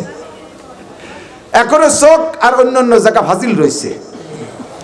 কিছুদিন পর নামাজ পড়তে পড়তে কানও ঠিক হয়ে গেছে, না আর গান শোনা যাবে না, আর আজে বাজে শুনবো না, নামাজ কানের মধ্যে বাস্তবায়ন হয়েছে। কিছুদিন পরে শরমগা কন্ট্রোল হয়ে গেছে, আর আজে বাজে জায়গা যাওয়া যাবে না, কর্ণমূর্তি কর্ণমরিচ খাওয়া যায় না, ঠিক হয়ে যায় এতে। বুঝবেন যে লজ্জাস্থানের নামাজ সেট হয়ে গেছে। কিছুদিন পর এই চোখের ভিতরে সেট হয়ে গেছে, আর চোখে আজে বাজে দেখতে মনে চায় না, চোখে নামাজ কায়েম হয়েছে। এর কালে কায়েম করা, বুঝছেন? এরপরে বডিটা ঠিক হয়ে যাওয়ার পরে অর্থনীতির ভিতরে এখনো ভালো ঠিক হচ্ছে না, এখনো জমি বন্ধক রাখতে মনে চাই, ব্যারাকের টাকা আনতে মনে চাই, সুদে টাকার লেনদেন করতে মনে চায়। বুঝবেন যে অর্থনীতির মধ্যে নামাজ সেট হয়নি, সব সেট হয়ে গেছে। এখন আপনার বউ নামাজ পড়ে না, ছেলে নামাজ পড়ে না, মেয়ে নামাজ পড়ে না, আপনি মসজিদে যেয়ে বলতেছেন ইয়্যাকা না'বুদু ওয়া ইয়্যাকা নাস্তাঈন। কি কইছেন? ইয়্যাকা না'বুদু ওয়া ইয়্যাকা নাস্তাঈন। আল্লাহ খেয়াল কর, খেয়াল, ইয়্যাকা না'বুদু, আমরা সবাই, আমার পরিবারের সবাই আমরা তোমার ইবাদত করি। আল্লাহ কায় গাঁজাখোর, মিথ্যে কথা, তোর বউ নামাজ পড়ে না, তোরা সবাই কলিকা। আগে ভাষা বোঝেন, ইয়্যাকা না'বুদু মানে আমরা সবাই ইবাদত করি, আর ইয়্যাকা আ'বুদু মানে আমি একা ইবাদত করি। আল্লাহ কায় না'বুদু কাউকা, তোমার বউ পড়ে না, তোর ছেলে পড়ে না, মাইয়ে পড়ে না, তুমি কবা ইয়্যাকা আ'বুদু ওয়া ইয়্যাকা আস্তাঈন। একা একা কবি, না'বুদু কইস কে? আ'বুদু 1 বছর, না'বুদু বহু বছর, তার মানে আমরা সবাই ইবাদত করি। আর আবুদু মানে আমি একা করি। নামাজ দিয়ে ভরতেছি তুই একা, তোর বউ দিয়ে যে মাঠে গেল ছাগল নিয়ে, তোর ভাইয়ে দিলে একটা হইয়ে কলেজে গেল, ওই যে গেল, আর তোর শালটা দিয়ে যে বাগান ভিজেছে দাঁড়ায় দাঁড়াইয়ে, আর শাল বাগানে শেষ দিচ্ছে। তুই কই একা না বুধু, মিথ্যে কথা বলছিস। বাড়ি যা, সব কটার একটাতে নিয়ে আয়। আপনার ব্যক্তিগত বডির মধ্যে নামাজ সেট হয়েছে, কিন্তু পরিবারের মধ্যে হয় নাই। বুঝছেন কথা? কাজেই নামাজকে কায়েম করো, আগে নিজের মধ্যে কায়েম করো। কু আনফুসাকুম ওয়া আহলিকুম নারা, নিজেকে বাঁচাও, পরিবার পরিজনকে বাঁচাও, এমন সুন্দর করে ইবাদত করো। ইয়া বুনাইয়া আকিমিস সালাহ, বাবা সব জায়গায় নামাজ বাস্তবায়ন কর। লম্বা কিসসা কইতে গেলে আমার মাথা নীল দাঁড়াবে, তা করতে চার বাইরে উঠতেছি না। ওয়াকিম ইয়া বুনাইয়া আকিমিস সালাহ, তারপরে ওয়ানহানিল মুনকার, 2 নম্বরে অসৎ কাজ বাধা দাও, অসৎ কাজ বাধা দাও। এই যুবক এদিক তাকাও। এই সমাজে অনুষ্ঠানে, বিবাহ শাদীর অনুষ্ঠানে বক্স আর ডেক বাজাবাজি আছে না? আছে না? এই কাজগুলো ভালো না মন্দ? আজকে থেকে যুবকদের টিম তৈরি হতে হবে মহল্লায় মহল্লায়। আর কোন মুসলমানদের অনুষ্ঠানের ভিতরে বক্স ডেক্স মাইক শব্দযন্ত্র ব্যবহার করে গান বাজনা এ সমস্ত আকাম হইতে দেব না। করা যাবে? এই প্রতিজ্ঞা করা যাবে? বাধা দেওয়া যাবে? তাহলে তুমি কিয়ামতে নবীর সাথে জান্নাতে যাবা। কোন একবারই একটা মহিলা বিধবা হইছে, অথবা মহিলার স্বামী বিদেশ থাকে, কিছু জনদরদি যুবক আছে যে রাত 11টার সময় বাড়িতে বেরোচ্ছে। এই তুই এ বাড়িতে আসলি কেন? ও বাড়ি কোনো ছেলে পেলে না, ও বাড়ি একটা মহিলা, তুই কেন গেলি? ভাবির বাজার করে দেওয়ার কেউ নাই, তোমরা তো মানুষের খেদমত করতে দিবা না। উনি জনদরদি, বাজার করে দিবি, বেলা থাকতি, তুই এত রাত্রি গেছিস কে? পরে বাবির মাথা ব্যথা হচ্ছে, তাই একটু চুল টেনে টেনে বাবির মাথাটা একটু মেসেজ করে দিয়ে আসলাম। জনদরদি জুতো দিয়ে বালু সবাই ফেলবি, তোরা পারবি না? শয়তান কোথাকার, তুই বাবির মাথা মেসেজ করে দিতে গেছিস, বাবির ওষুধ কিনে দিয়ে আর সবাই পালিনি, এত রাত্রি গেছিস, ডাকাত কোথাকার। এই সমস্ত শয়তান গুলোর ঠেকাতে হবে। রাজি আছেন না ইনশাআল্লাহ?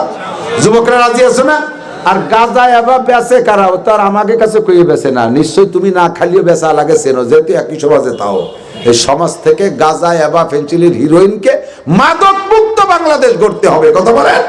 পুলিশই পারবে না, র্যাবে পারবে না, কারণ পুলিশ র্যাব জানে না কারা খায় কারা বেচে।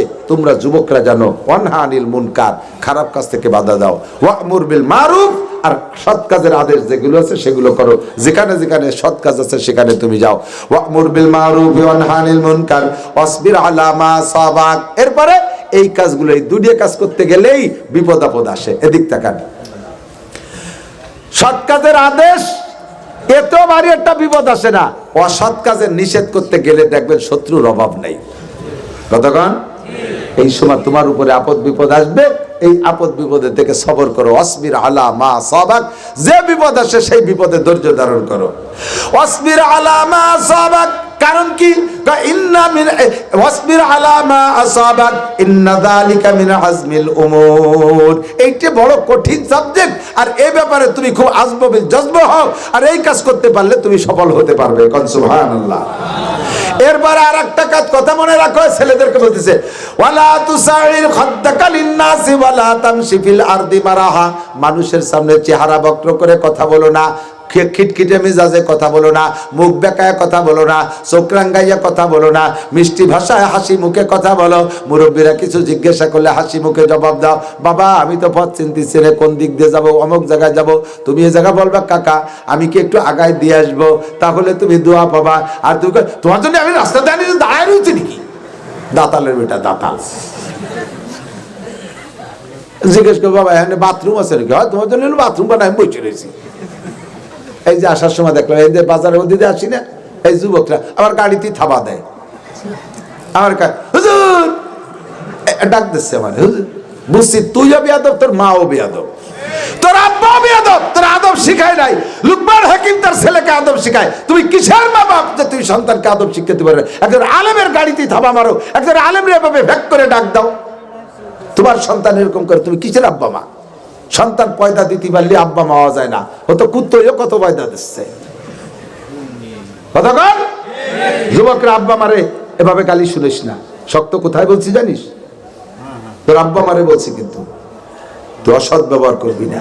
ওয়ালা তুসাইর খাদ্দাকা লিন্নাস ওয়ালা তামশি ফিল আরদি মারাহা, জমিনের উপর দিয়ে গুতা লাগাইয়া হুঙ্কার মারিয়া মাজা ঢুলাইয়া কবর ঢুলে হাঁটিস না।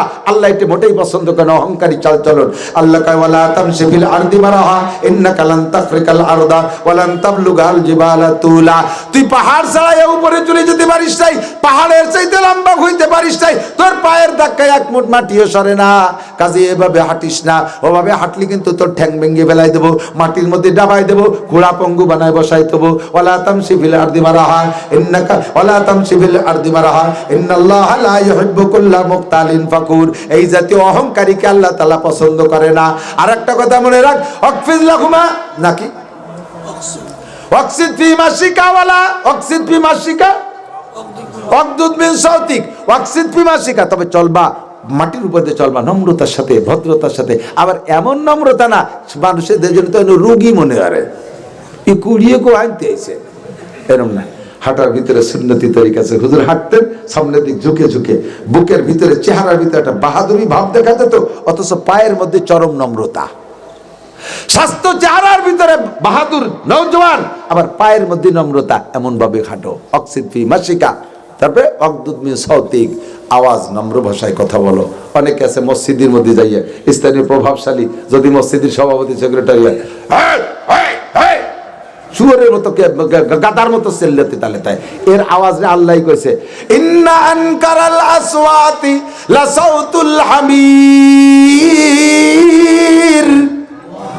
জোরে আওয়াজ দিতে পারলে দামি হয় না। কয় দুনিয়ার সবচাইতে জোরে আওয়াজে চিল্লে গাদা, আর গাদার আওয়াজ সবচাইতে নিকৃষ্ট। তুই মসজিদের মধ্যে খ্যাক ফ্যাক পারিস, ওতে ঠেয়া যেন তুই একটা গাদা ঢুকছিস মসজিদের মধ্যে। জোরে কথা কতিবালি দাম বাড়ে না, কথা আস্তে বলার ভিতরে দাম আছে। কথা কন জজ, ডিসি, বিচারপতি যে দেখেন তো চিল্লেই নাকি, উকিলরা চিল্লে গিয়ে চুল ছিঁড়াছিড়ি, দাড়ি ছিঁড়াছিড়ি বেলায় দেয়। ভদ্রলোক চুপ করে থেকে বলে অমকের ফাঁসি, অমকে বেকসুর খালাস, দুই কথা খেলা ফাইনাল। অত চিল্লে চিল্লি সে হয় না, বুদ্ধিমানটা মাথা ঠান্ডা হয়ে বসে থাকে। কথা কন কি সুন্দর আওয়াজ, দেখছেন কি সুন্দর আওয়াজ কোরআন শরীফের ভিতরে। এগুলো শুনলে মানুষও যায় না, ছাগলের আকারের থেকে এই জায়গা আসা যায় না এগুলো শুনলে করলে। এই জন্য বলে কান চোখ ব্রেনকে কাজে লাগাও, তাহলে ওখান থেকে এখানে আসতে পারবা। বলেন 31শে জানুয়ারি, বলেন একটু নেকি হবে, এই তারিখ কইলে আজকে কইলে নেকি হবে। 31শে জানুয়ারি, 1-2 ফেব্রুয়ারি টঙ্গীর ইজতেমা। এই তারিখের ইজতেমা উলামায়ে কিরামের তত্ত্বাবধানে। কারা কারা এই পক্ষে আছেন জান আর না জান? উলামায়ে কিরামের তত্ত্বাবধানে এই 3 দিনে ইজতেমা হবে, রাজি আছেন? সম্ভব সমর্থন করেন? এর বিকল্প কোন তাতিদের তো ইজতেমা আমরা মানি না, মানবো না। কথা বলেন ঠিক ঠিক না? কোন ভান্ডামি দেশে চলবে না। তবলিগের নামে শয়তানি এই গোষ্ঠী যদি মসজিদে আসে ঢুকতেই দেবেন না। আলেম ওলামাকে ইজতেমায় রাতের অন্ধকারে 65 বছরের বুড়ো মানুষটারে পিঠে মেরিয়ে ফেলাইছে। এভাবে 6টা ছেলের মেরিয়ে 6টা লোককে মেরিয়ে ফেলাইছে। আমরা জীবনেও কোনোদিন তবলিগের নামে মারামারি করি না। আমার এখন ওয়াজ করতেছি করি, যখন আমার ওয়াজের সিজন শেষ হয়ে যায় তখন আমি দলবল নিয়ে তবলিগে যাই। এখন মানুষ আমার হাদিয়া দেয়, তোফা দেয়, টাকা পয়সা দেয়, তা ঠিক আছে। কিন্তু আল্লাহর রহমতে ওই সময় আমি একটা জামাত নিয়ে গেলে পুরো জামাত 40 দিন ঘুরে আসবে। এর যা লাগবে কিন্তু 1 টাকা না নিলেও কোনো সমস্যা নাই, আমি চালাই নিয়ে আসতে পারবো। এভাবে আমি প্রিপারেশন নিয়ে যাই। আল্লাহর রহমতে মিঠে মিঠে ওয়াজ করে মানুষকে তৈরি করে নিয়ে আসি। আর এগুলো যাই ইজতেমার মাঠে খুনোখুনি মারামারি করে, এই সমস্ত মারামারিওয়ালা তবলিগের পক্ষে আমরা। ঠিক আছে না ইনশাআল্লাহ? আলহামদুলিল্লাহ, আল্লাহ রাব্বুল আলামিনের দরবারে অসংখ্য শুকরিয়া যে এত সময় পর্যন্ত কোরআন এবং হাদিস থেকে আমরা জ্ঞান গর্ব আলোচনা শুনলাম। মুহতারাম, আমাদের সন্তানদের করণীয় কর্তব্য সম্পর্কে আলোচনা করেছেন।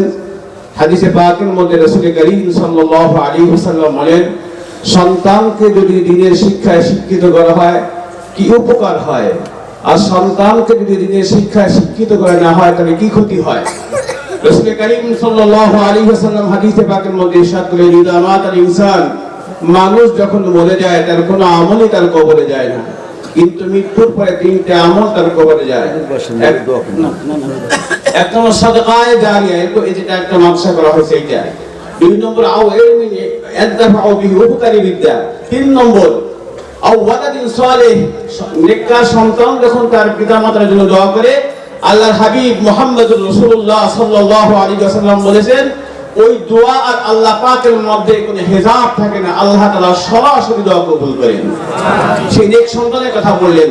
আর সন্তান যদি বদকার হয়, কোরআনে কারীমের মধ্যে আল্লাহ বলেন وقالوا ربنا إنا أطعنا سادتنا وكبراءنا فأضلونا السبيل ربنا آتهم ضعفين من العذاب والعنهم لعنا كبيرا। সন্তান যদি বদকার হয়, যেই সন্তান মা তাকে দুধে মানে বুকে দুধ পান করাইছে, বাবা বুকের উপরে ঘুম পাড়াইছে, ওই সন্তান যদি বদকার হয়, কিয়ামতের কঠিন মুহূর্তে ওই মা এবং বাবার বুকের উপরে পাড়া দিয়ে জাহান্নামে যাবে। মুহতারাম হাজিরিন, সন্তানকে আমরা মানুষ করব। আল্লাহ তাআলা আমাদের সকলের সন্তানকে সুন্দরভাবে দ্বীনের উপরে প্রতিষ্ঠা থাকার তৌফিক দান করেন। সকলে বলে আমিন। আমি মুহতারামকে দোয়া করার জন্য অনুরোধ করছি। আল্লাহুম্মা সাল্লি আলা মুহাম্মদ। ভিতরে কত চাহিদা আছে আমি জানি না, আর আমি কালেকশন পারি না। আমি ফরমে লিখে দিছি আমি কালেকশন পারি না, এই জন্য করি না। তবে ভিতরে ঢুকে একটা জিনিস দেখে আমার একটু কষ্ট লাগছে, যে কার্পেট বিছানো আছে না, কার্পেটটা খানিক দেখলাম ওই রান্না